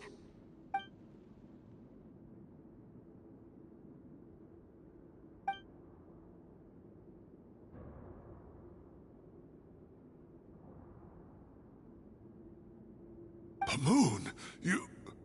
Take our leader back to his room. Sethos, you must... Grandfather, I know what you wish to say. Leave this in my hands. I don't like to drag out conversations, so I'll just cut to the chase. Had Cyrus not stopped the experiment all those years ago, the plan would most likely have been a success. The wisdom of Hermanubis would have been ours. Still, it's no use talking about what-ifs. We cannot change the past. I'm not like my grandfather. The Temple of Silence has a grand legacy and a sacred duty to fulfill. So it's somewhat inevitable for the leader to have an inflated sense of self. But I see things a little differently. I don't believe the temple has the same stature that it once did. Time has worn away at its prestige and changed things almost beyond recognition. So I'm not going to force your hand. You're all free to leave. Except for Cyrus. My grandfather gave him his chance once. And now I'm giving the rest of you yours. You have courage and wise judgment, kid. Reminds me a lot of Bamoon in his younger years. I truly wish that the temple would take an objective look at the academia of today. You've been to the city yourself. I'm sure you've seen that much has changed for the better, and things will only continue to improve. Why not consider cooperating with the academia once more? If you hadn't betrayed my grandfather, I might well be open to persuasion. But it's a bit too late for that now, Cyrus. Tighnari made a good point earlier. He said there has to be more to your plan than this, and I agree. All you and Ba Moon are after is the Ba fragment. The professor will accept whatever fate you deem fit for him out of a sense of guilt. I am the one who has a choice to make. And that's how it was always going to be. Ultimately, you want to trade the Ba fragment for the professor, correct? I'm glad to see you're giving it some serious consideration. I won't forsake my professor. Nor do I intend to run from a problem that I must face sooner or later. Give me one night to make my decision. That works. Then I'll be waiting to hear your verdict, Cyno. Oh, my grandfather still has a fair few things he wants to say to Cyrus, so I'll be escorting him back now.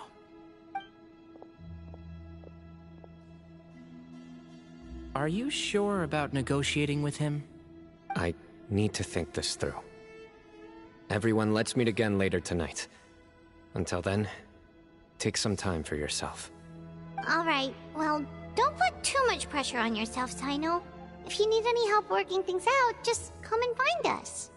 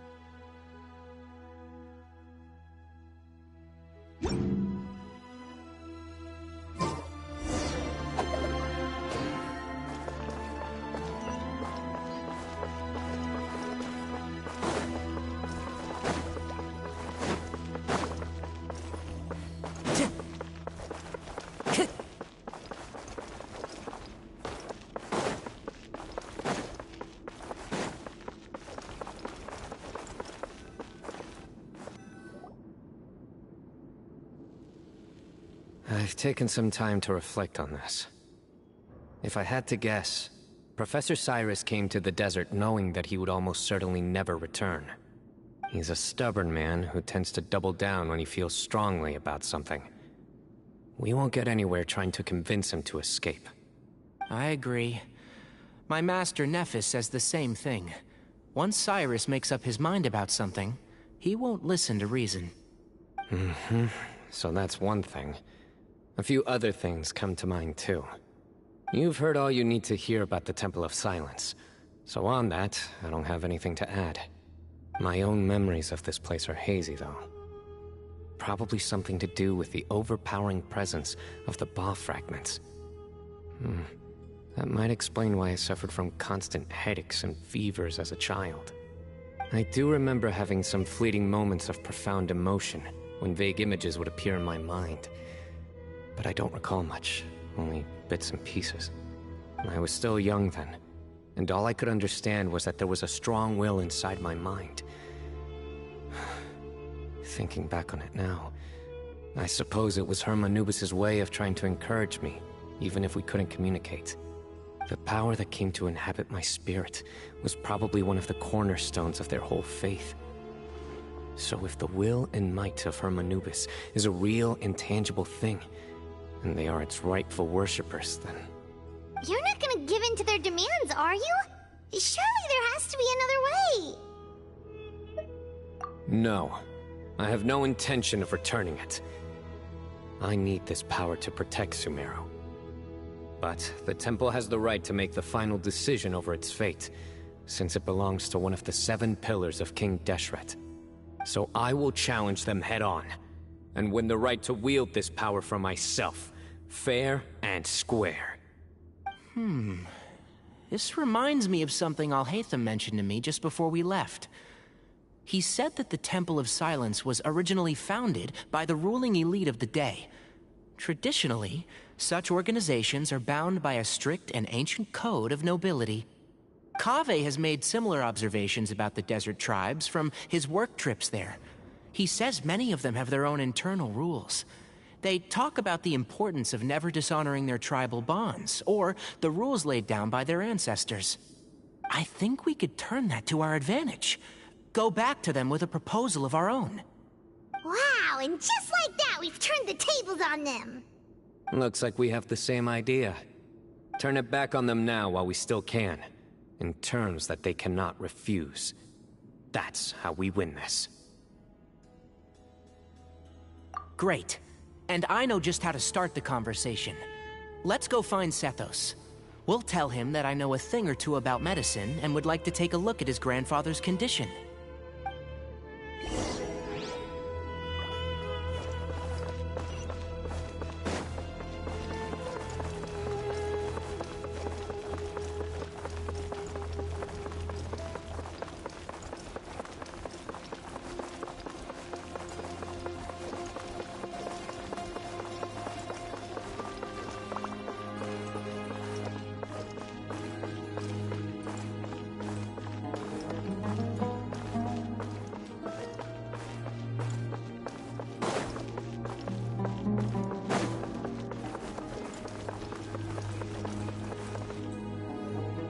Sethos, let's talk. Have you made up your mind? We'll get to that, but first, I have some degree of medical training, so I was wondering if you might let me take a look at your grandfather? I have no objections, although we do have our own doctors here. I doubt you'll be able to tell us anything we don't already know. Only one way to find out. Follow me. Keep your voices down. We don't want to disturb him.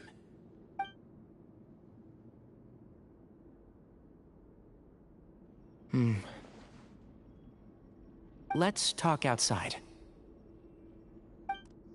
Bamoon has fallen into a deep coma, and his prognosis is quite grave.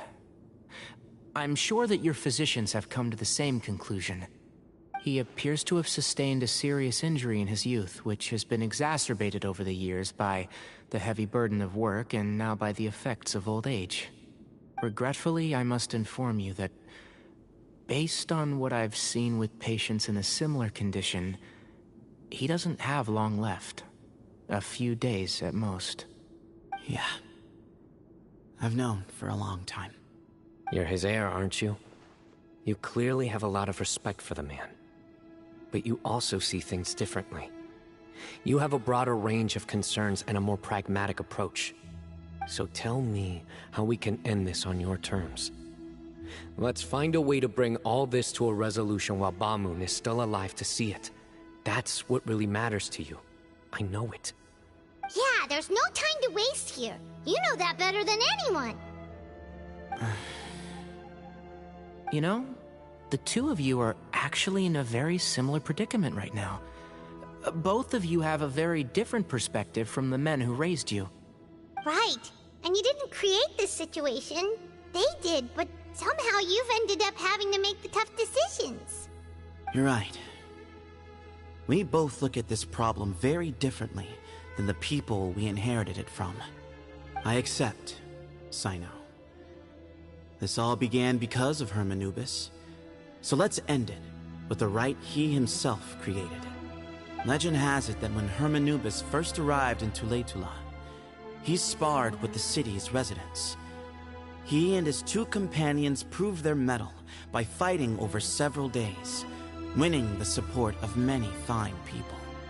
That group of supporters were some of the first members of the Temple of Silence, and the sparring matches were enshrined as one of our founding rites, the rite of duels. It's where it all began. Sounds very fitting. I'm in. As a fellow vessel of Hermanubis, your ties to the Temple of Silence run deep. So I will permit you to participate in this rite, along with your chosen companions. 3 against 3. Sounds good. However, I have some additional terms. As the challengers, you must win all 3 of your fights to win. And Cyno, both of us must put our Ba fragment on the line. The winner takes them both. Letting Cyrus leave with one of the Ba fragments was a mistake, made by my grandfather out of pity. It is a long-standing issue that must be addressed for the Temple of Silence to move forward. I can make no concessions on that front. None needed. We're on the same page. If I win, the Temple of Silence must release Cyrus, and consider this past dispute resolved. If you win, I'll return my power to you. It's a deal. Then let's meet at the ceremonial hall tomorrow evening, 8 o'clock.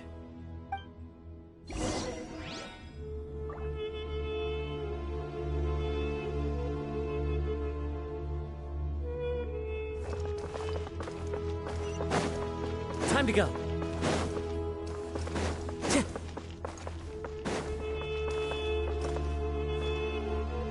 Well, after how that went, there's definitely no turning back now. There never was. Turning back hasn't been an option for me since the moment the professor slipped away to return to the desert. You have to win. You need this power, both as General Mahamatra and for yourself. Yeah, that's right! Besides, it stayed with you ever since you were a small child. Surely that's a sign it thinks of you as its rightful owner. Both as General Mahamatra and for myself. Yeah, when you put it that way. I've had to overcome a lot to tame this power and claim it for myself. Not everyone could have done that. Exactly!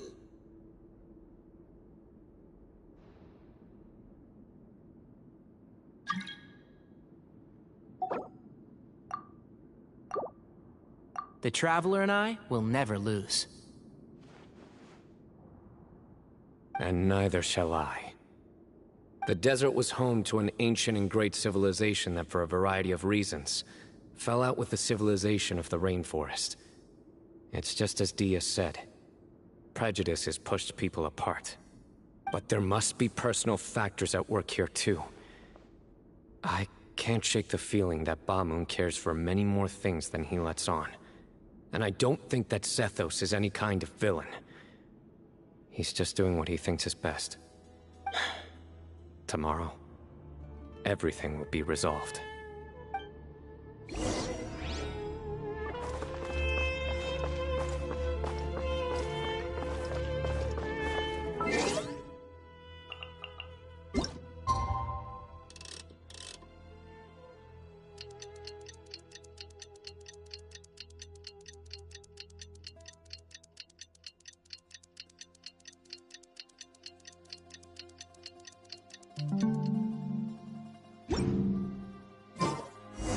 Wherever in this world I roam, I carry memories of my home.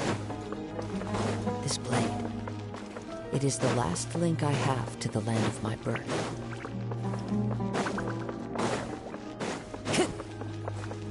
Time to go.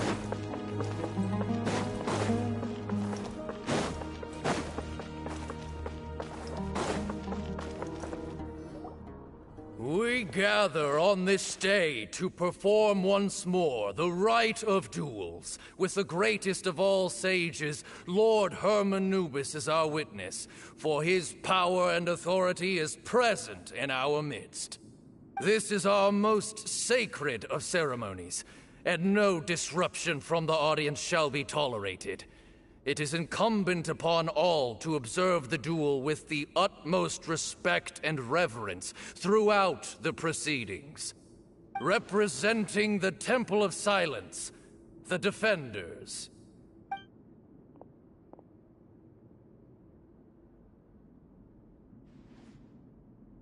Grandfather, you're here. A rite of duels after all these years. I am surprised by your decision, Sethos. I know what I'm doing, Grandfather. Just leave it to me.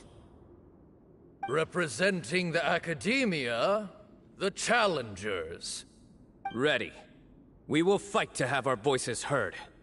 Warriors, take your positions and decide on the order of battle. We come not to debate what brings our challengers here, nor what will become of the defeated duelists. Duelists, the might of Hermanubis himself is at stake here. Now, fight. Fight until the rightful victor is proclaimed. Huh? Are you sure? I agree. He's very strong. Sending him out first will definitely intimidate the opposing side. Okay, then you're second. Sure. We have decided. So have we. Let's begin. Duelists of the first bout, please step forward.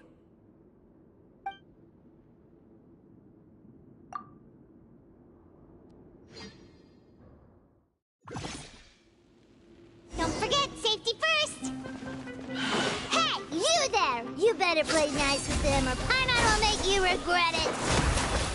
A little bit too much chatter from the audience over there. Hey! Propagate!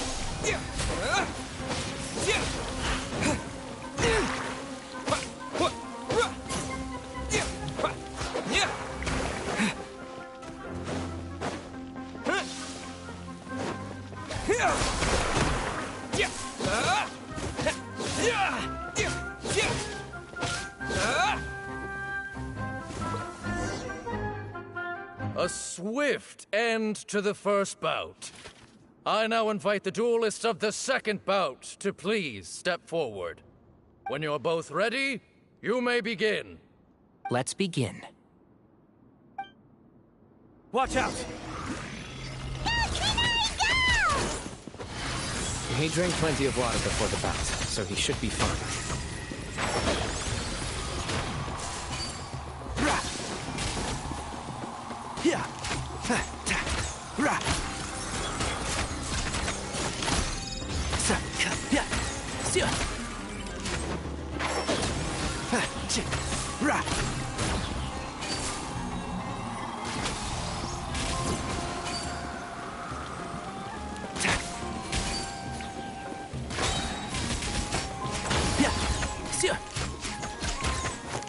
I'll uproot you! Oh, one thing after...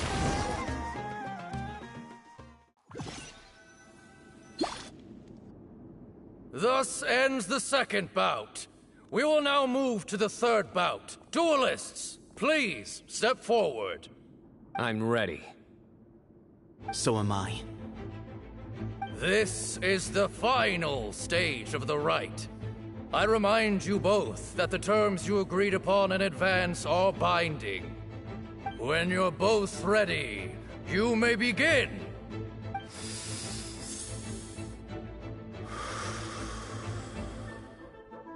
I am Sethos, vessel of Hermanubis, grandson of Bamoon, the leader of the Temple of Silence. For many years, we have kept our covenant with Lord Hermanubis by guarding the secrets of King Deshret. And even in our darkest hour, when we could not see a way forward, we chose not to abandon hope, but to embark on a brave new experiment so that we might prevail. We earnestly sought Lord Hermanubis' wisdom and power, longing to see his spirit and his light descend upon us. Now, I will fight to become the rightful wielder of that power! I am Cyno, General Mahamatra of the Academia, student and successor of Cyrus, the Sage of Spontamod. I fight in defense of my power, my professor, and my nation. And you, I think you left some things unsaid. This is a sacred duel, and Hermanubis is watching. So bare your soul. Everyone, old and young, fit and frail, they're all waiting to see how this duel will end. My grandfather is a wise leader. He is also known to be a ruler who is not afraid to get blood on his hands. I understand his beliefs well, and I know what he expects of me. But our faith has held us back for too long. After I grew up, I went to the rainforest once, and I saw for myself the people of the city. Times have changed. The people of Sumeru are happier and more free now than in the past. I thought about this as I stood at one of the tallest points in the city, gazing down at the streets below. Then I thought of you, Cyno. You and I both wield the same power, yet the lives we lead could not be more different. Each Ba fragment of Hermanubis stands for something different. Might, glory, or one of many other secrets that have yet to be revealed. I once thought that the nature of our fragments must be what makes us so different from one another. But maybe it's that you've found your answer, and I am still searching for mine. I am more than just a warrior. I am my own person. Exactly. The name Hermanubis has left its mark on both of us, shaped the course of our lives. We are his vessels, and yet we are more besides. So show me your answer, Cyno.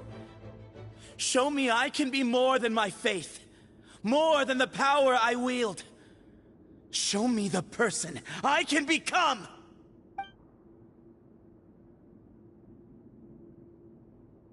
Bring it on!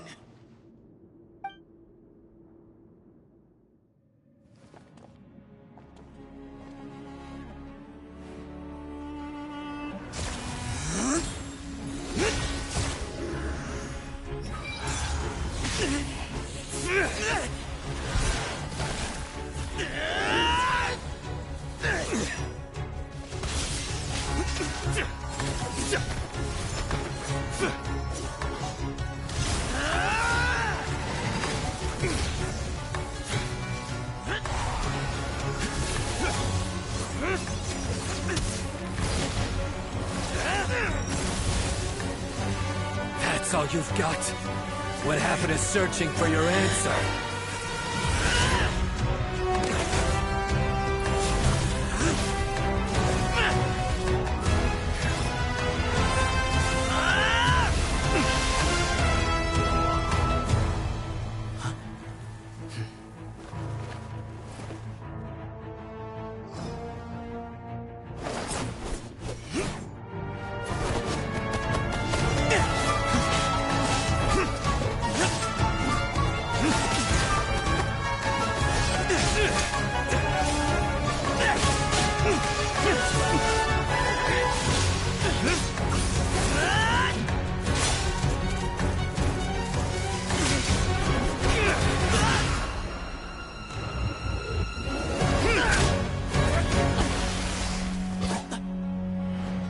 Fight's over.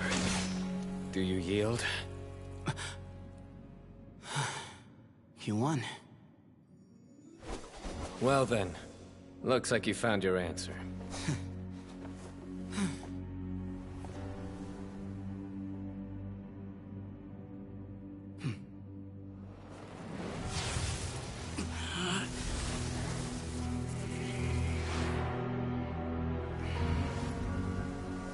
I give his glory to you.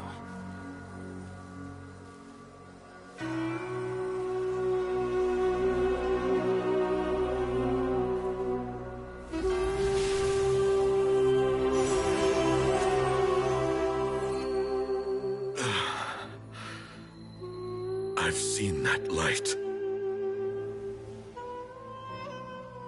That is the light of our Lord, the great Hermanubis, priest over all other priests.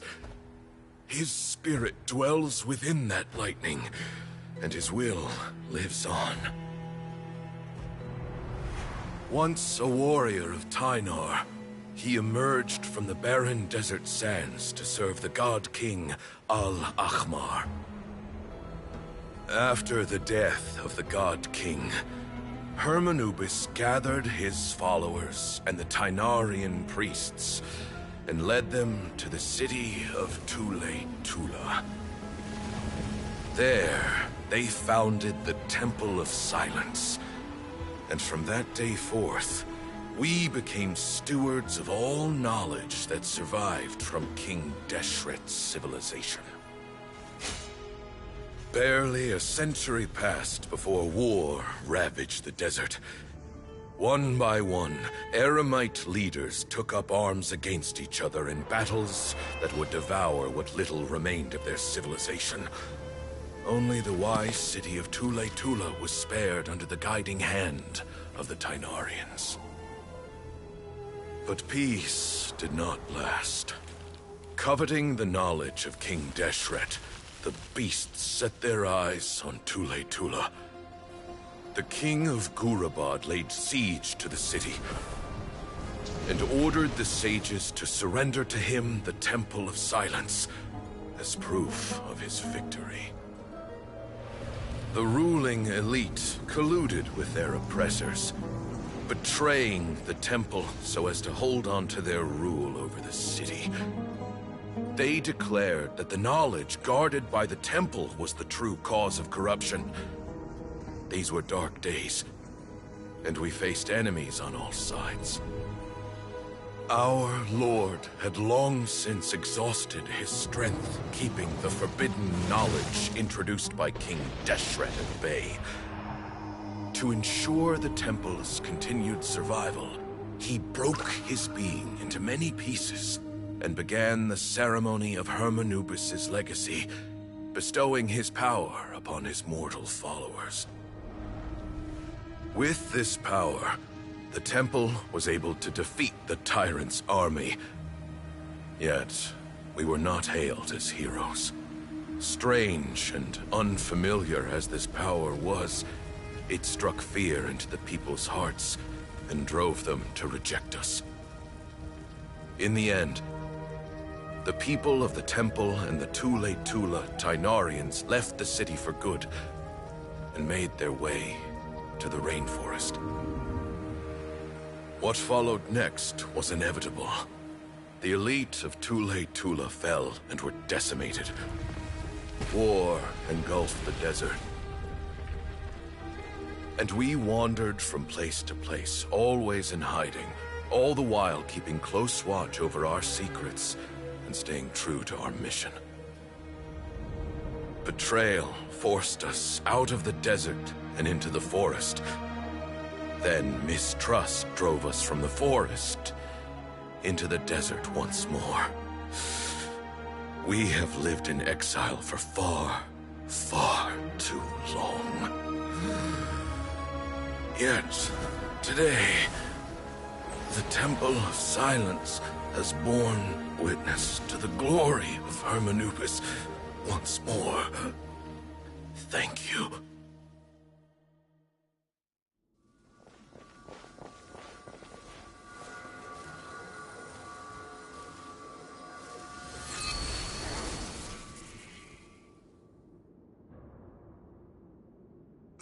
is it? Do you feel okay?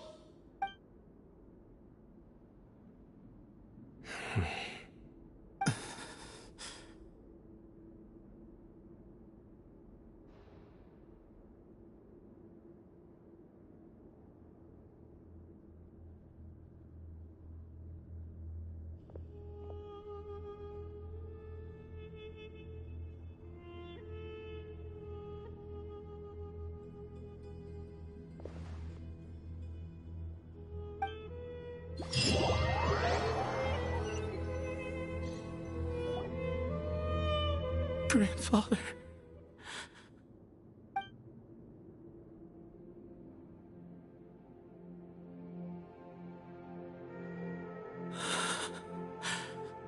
Hey, Sethos.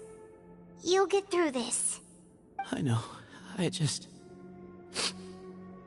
I'll miss him. I guess you were prepared for this. It's been a long time coming, huh? Yeah, he's been on death's door for a very long time now. I think it was only through sheer willpower that he managed to hold on to this point. At least, he was able to see this chapter come to a close before he passed. What's next for you? Per my grandfather's last wishes, the Temple of Silence should submit to whoever possesses the largest number of Hermanupis fragments. That entitles you to be our new leader, Cyno. But that's never going to work, as I'm sure you realize. I'm the General Mahamatra. I am needed back at the Academia. I did foresee this possibility, and I gave it some thought. The fact is, I know next to nothing about the staff, records, and environment here. As such, I am ill-suited to be your leader. Sethos, I believe the honor should go to you. Were it not for this duel, or indeed if you had other intentions, the Ba fragments would most likely be in your hands by now. I'm sure Bamoon never meant for anyone but you to be his successor. You really think so? I do. Still, I didn't think Bamoon looked very surprised by the final result. Perhaps he had an inkling that this would be the way things end. Well, in any case, since the Ba fragments are with me now, I guess I can call the shots. Sethos, I would like you to succeed Bamoon as the new leader of the Temple of Silence. You are more suited to the role than I, and I have complete faith that you will be an excellent leader. Just think of it as doing me a favor. But doesn't that render everything that we've been through up to now meaningless? No, it doesn't. This experience has allowed us to become friends, which means that the Academia and the Temple of Silence will become partners once more. That's a much bigger deal than you might think, Sethos. You said yourself, times have changed. You have to believe that things can change for the better here at the temple too. I will try. To be honest, I couldn't have asked for a better outcome. Actually, part of me wonders whether Bamoon's intentions from the very beginning was just to create enough pressure to force us towards a duel. That way, no matter who won, one of us would have to surrender our Ba fragment, and the power of Hermanubis would be concentrated in one single person. Had you won, the Temple of Silence would have doubled its strength. And were I to win, he correctly anticipated that I wouldn't suddenly drop everything to become the leader of the temple, much less integrate the temple into the Academia by force. He knew that the temple's future would depend not just on the guidance of Hermanubis, but the support of the Academia too. So he made it his responsibility to ensure his successor would be free from the burdens of the past. His plan meant that whoever ended up succeeding him, they would have an easier time interacting with the Academia. With one single letter, he lured out the professor. No matter what happened after that, it would result in a net benefit to the temple. And here I thought the General Mahamatra wouldn't care for all these trivial details. You're absolutely right. Grandfather and I considered this from every angle. We had to find a way to mend our relationship with the academia. In that sense, the right of duels was just a means to an end. Thank you for everything, Cyno. As a gesture of our gratitude, to those that you and Lesser Lord Kusanali deem worthy, I will grant the honor of access to the Temple of Silence for their pursuit of knowledge. The Temple of Silence has a wealth of information on King Deshret's civilization, more than any other organization in existence today. In times when you need information that only we can provide, we will be here to support you. But you must be exceedingly careful with your selection of candidates, lest you lead humanity to repeat the same mistakes. By the way, Tainari, my grandfather was so happy to see you. You are a descendant of the Veluca Shuna, and we are the heirs to the will of Hermanubis. The story goes that King Deshret chose the sage Hermanubis from among the Tainarians and appointed him as his familiar. He went on to fight many valiant battles with his Tainarian companions. They always stood by each other, from the founding of the Temple of Silence to the fall of Tuletula. The Tainarians who left Tuletula joined their human counterparts in the rainforest. A few centuries later, when some of the group returned to the desert, many of the Tainarians chose to stay and put down roots in the rainforest. In all likelihood, those were your ancestors. How fascinating. My father once mentioned that I was named after the Tainarians, but I never knew that my forebears had such a history with the Temple of Silence. I like this story. By the way, has anyone seen Cyrus? Yes. Cyrus. You'll probably find him in my grandfather's room. He wouldn't show it in front of me, but I think he still has many fond memories of my grandfather. If it's true that you and your grandfather really planned for everything to turn out this way, then I guess he didn't really resent Cyrus as much as he appeared to. Who knows? Perhaps all of us. You, me, and Cyrus. We're all just pawns in my grandfather's plan to set things straight. He was awful like that. Someone's got to make the decisions when history is at a crossroads. I will make a detailed report on all of this to Lesser Lord Kusanali, and arrange for an official delegation from the Academia to come and meet you in the desert. I'm sure you'll have lots to attend to in the days ahead. But once things return to normal, please come and visit the rainforest again. You should stay for a few days this time, and start to build some relationships. If we're going to work together, both sides have to get to know one another better. I will. All right, well, bye for now, everyone. I'll be seeing you. See you soon. Come hang out with us anytime.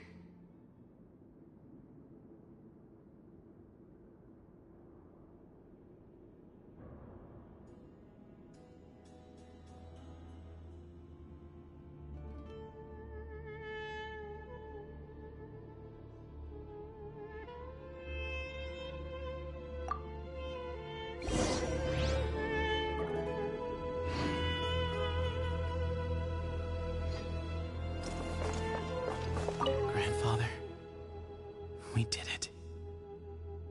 We achieved what we set out to do. From this day on, the Temple of Silence has the chance to work with the Academia once more. Real change. Real opportunities. They are now within our grasp.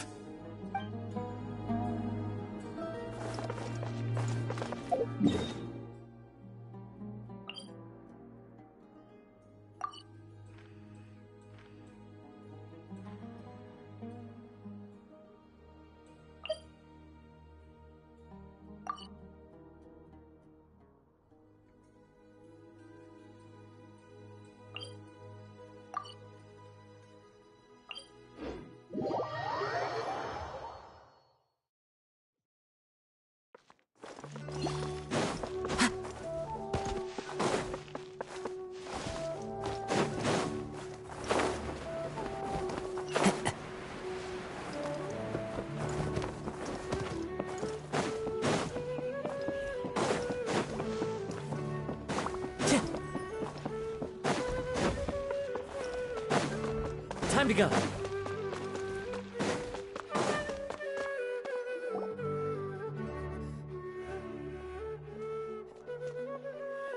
What were you thinking gallivanting off into the desert alone at your age? What if you take the bucket, hmm? You told not a soul what you were up to, designated nobody to handle your affairs, and left everyone scrambling frantically to try and figure out how on earth to clean up the colossal mess you'd made. Oh, please, will you stop your yelling? What other choice did I have? What do you mean, what other choice? Do you mean to tell me that after all your years of learning, and sagehood no less, the only idea you could conjure up in that white-haired walnut of yours was to shoot off into the unknown like some hot-headed 20-year-old adventurer?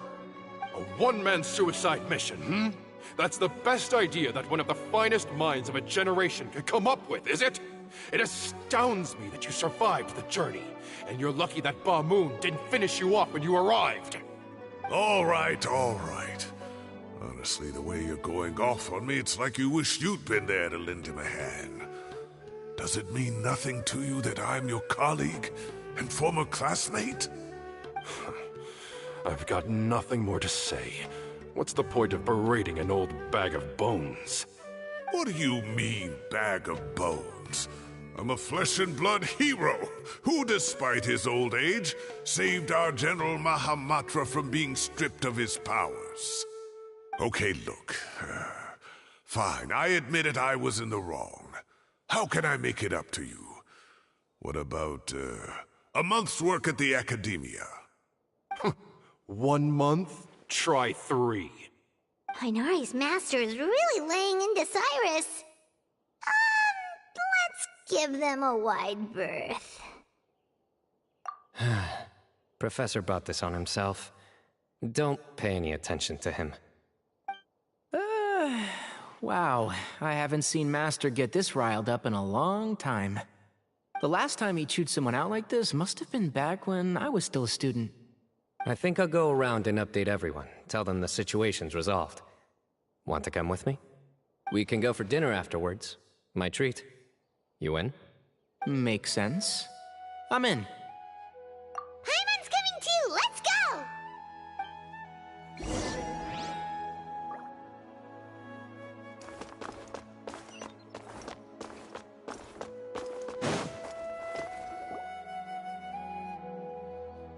Hey, Kale. You're back! Well, look who we have here. Would you mind explaining to me what has been going on this past few days? I heard you all ran off into the desert and got embroiled in a major catastrophe. All taken care of. That does not answer my question. How could you be so careless? That goes for you as well. Yes, and you too. When you run into problems, you really ought to ask for help, you know? I've been around the block. Don't you think it would have made sense to involve me?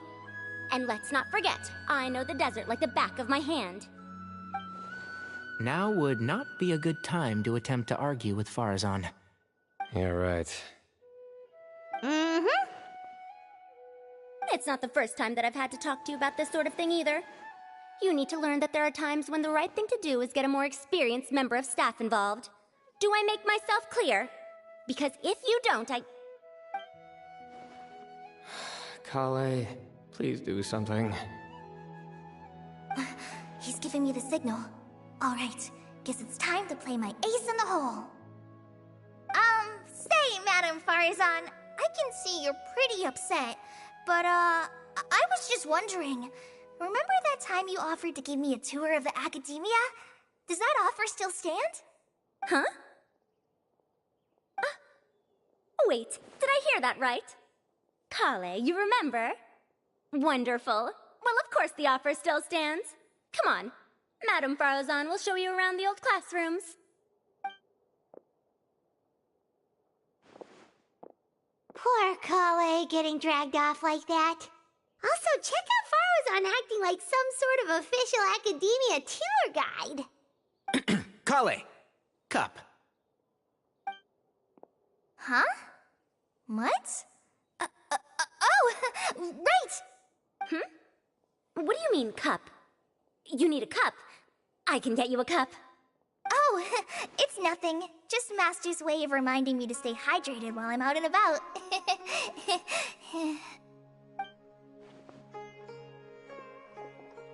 It's code for let's reconvene at the cafe.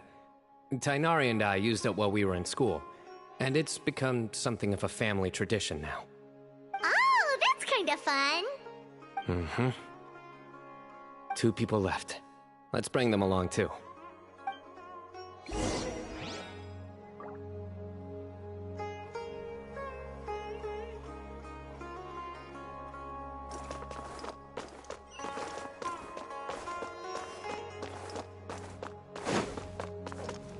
Into the wind.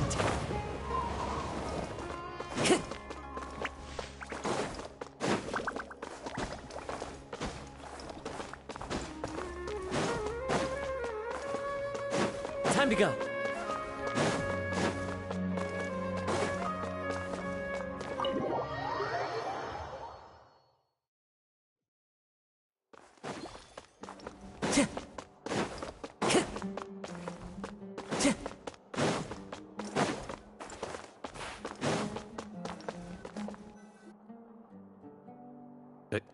Am I hallucinating? Or do I see Kaveh and Alhaitham engaged in diligent studying? We're just reorganizing all the books we used. Look, there's a whole mountain of them. There's no rush. Nobody reads these books anyway. My sincere thanks to you both. Yes, with your help, we resolved the issue rather swiftly and painlessly. And the outcome was better than we could have hoped for.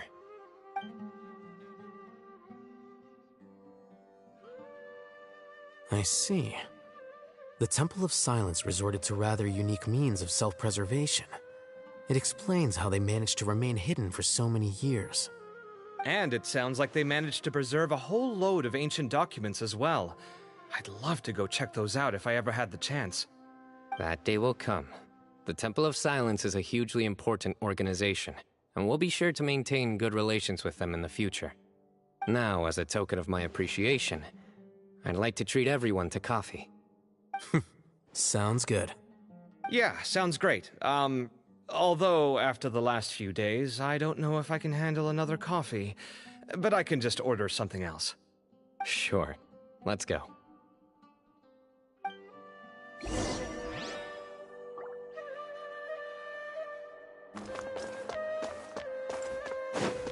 Time to go.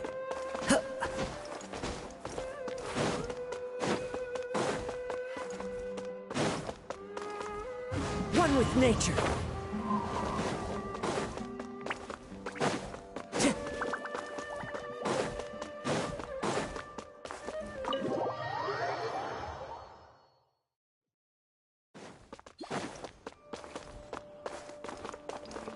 You'd better start packing your things. Report for work first thing tomorrow morning. I'll be waiting for you. What about my allowance? Oh, and is lunch covered? How about dinner? Don't push your luck. Let's not forget who is compensating whom here. Hey, man's gotta eat. Help me figure out something for lunch at least. I'm counting on you.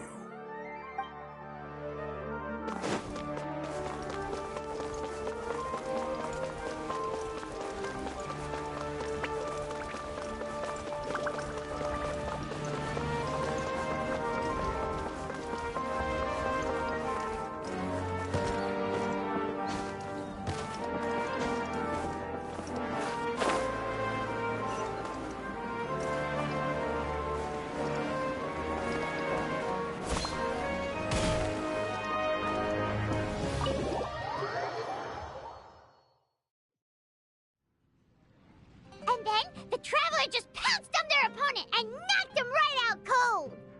Then there was Tighnari. He put up an amazing fight, too! We ended up winning all 3 bouts! Whoa! Part of me wishes I'd been there to see it, but I'd have been biting my nails off worrying about you guys. A truly edifying account of the events. Bereft of detail, but it has livened up the room all the same. Hey, Paimon included all the juicy details. The Traveler just pounced and then waved their sword like this, then spun around and blocked. Despite winning 3 bouts in a row, you still ceded the position of leader to him. That's very dignified of you, Cyno. Of course. Being dignified comes with being a true champion. I got to be a champion too for once. I've not sparred much with desert folk before. It was a pretty unique experience. Yeah! Huge place! It felt like something right out of an epic poem! Imagine this. It was like there was... Maybe save that one for later, Paimon. Dessert's here.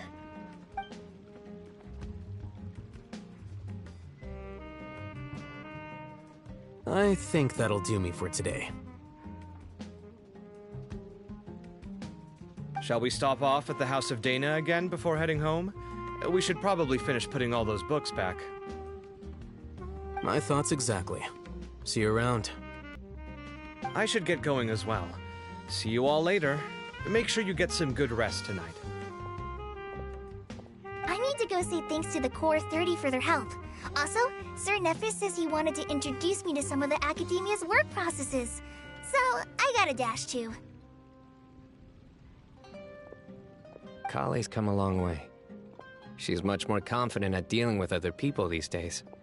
Everyone's a work in progress. You never stop learning. Yeah, true.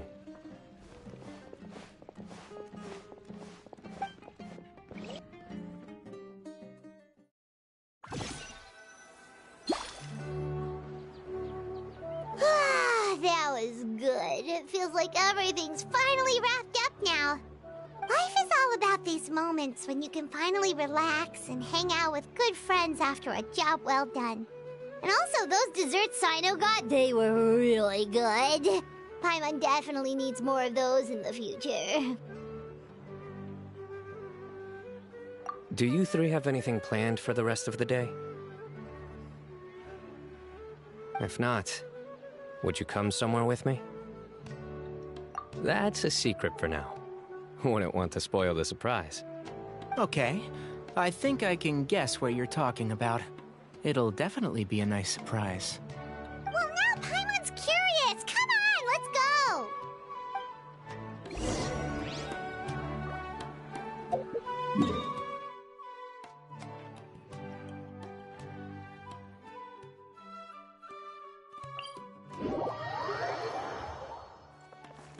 Time to go.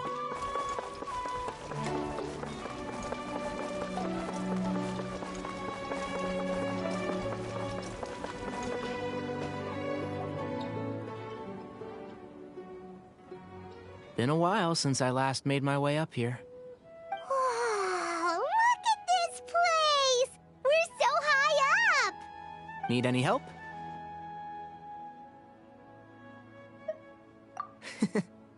As you wish. It's a nice spot, isn't it? What a great view! We're so high up, we can see for miles! Traveler.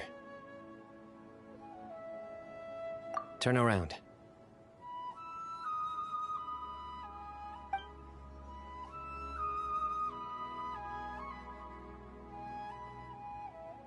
This is my secret base. Somewhere I only bring my best friends. When I was a student, I used to slip away and climb up here all the time, just to clear my head. I was quite young then, and hadn't made too many friends yet. Back then, I had a lot of the same questions that Sethos was asking. Who am I? Why do I have this power? And what should I be fighting for? Our gifts help us to find our rightful place in the world. That was my experience. And I'm sure Sethos will figure things out in his own time, too.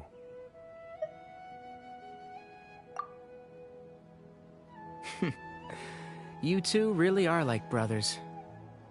I feel the same way.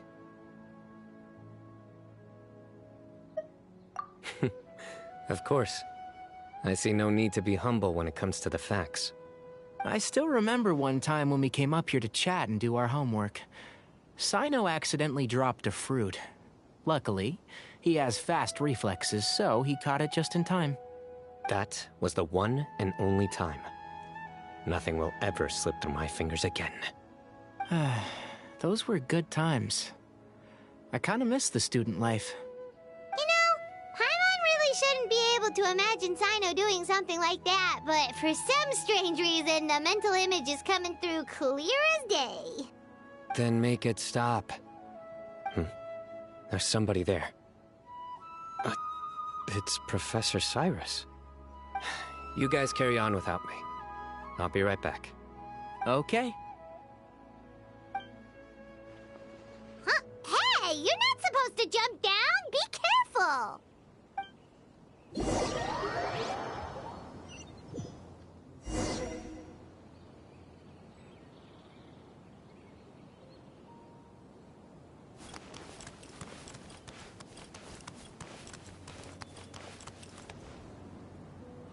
Oh my days.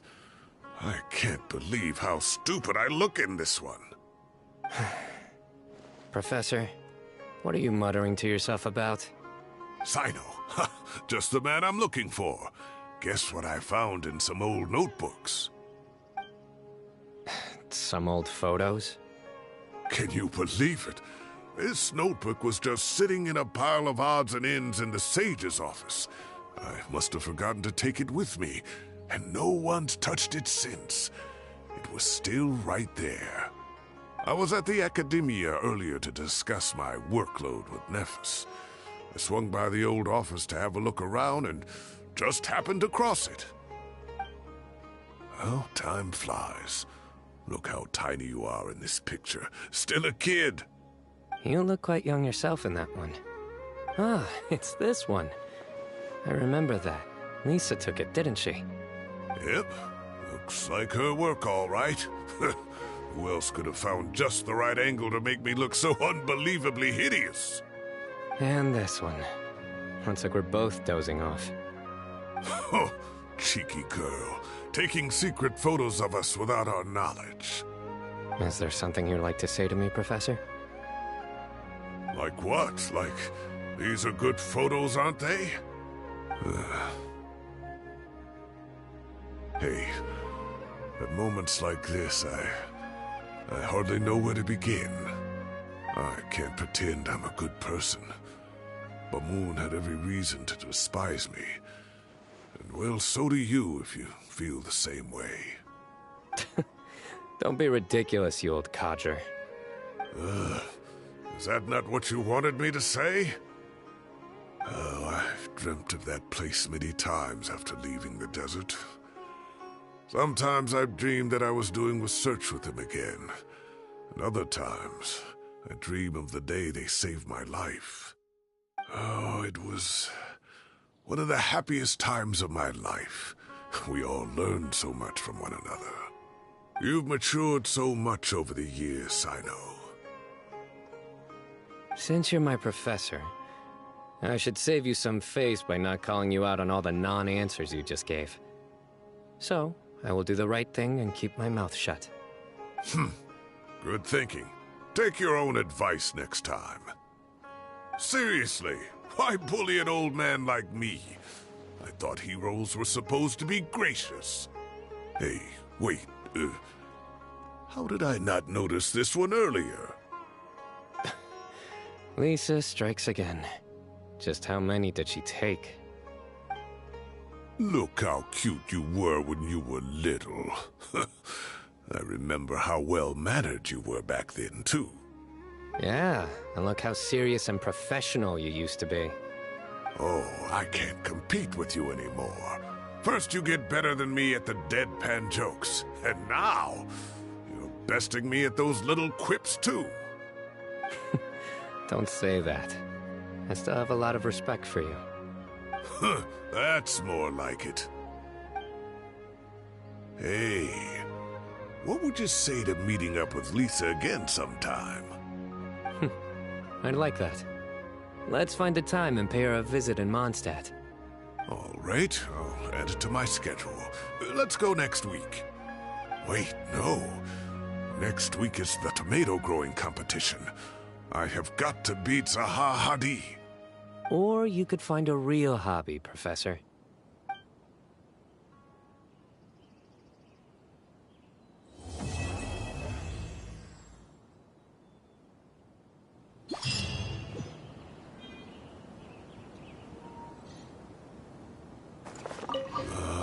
Time has passed too quickly.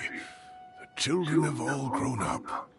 But it turns out grown-up kids are no use. When Nephis comes after me, Cyno still can't do anything to protect me. Oh, that boy. Okay, I just finished this. I'm gonna start my stream or stop my stream and start it again, because the next story arc I'm going to do is going to be Clorinde. I have 3 to go still. Oh my god.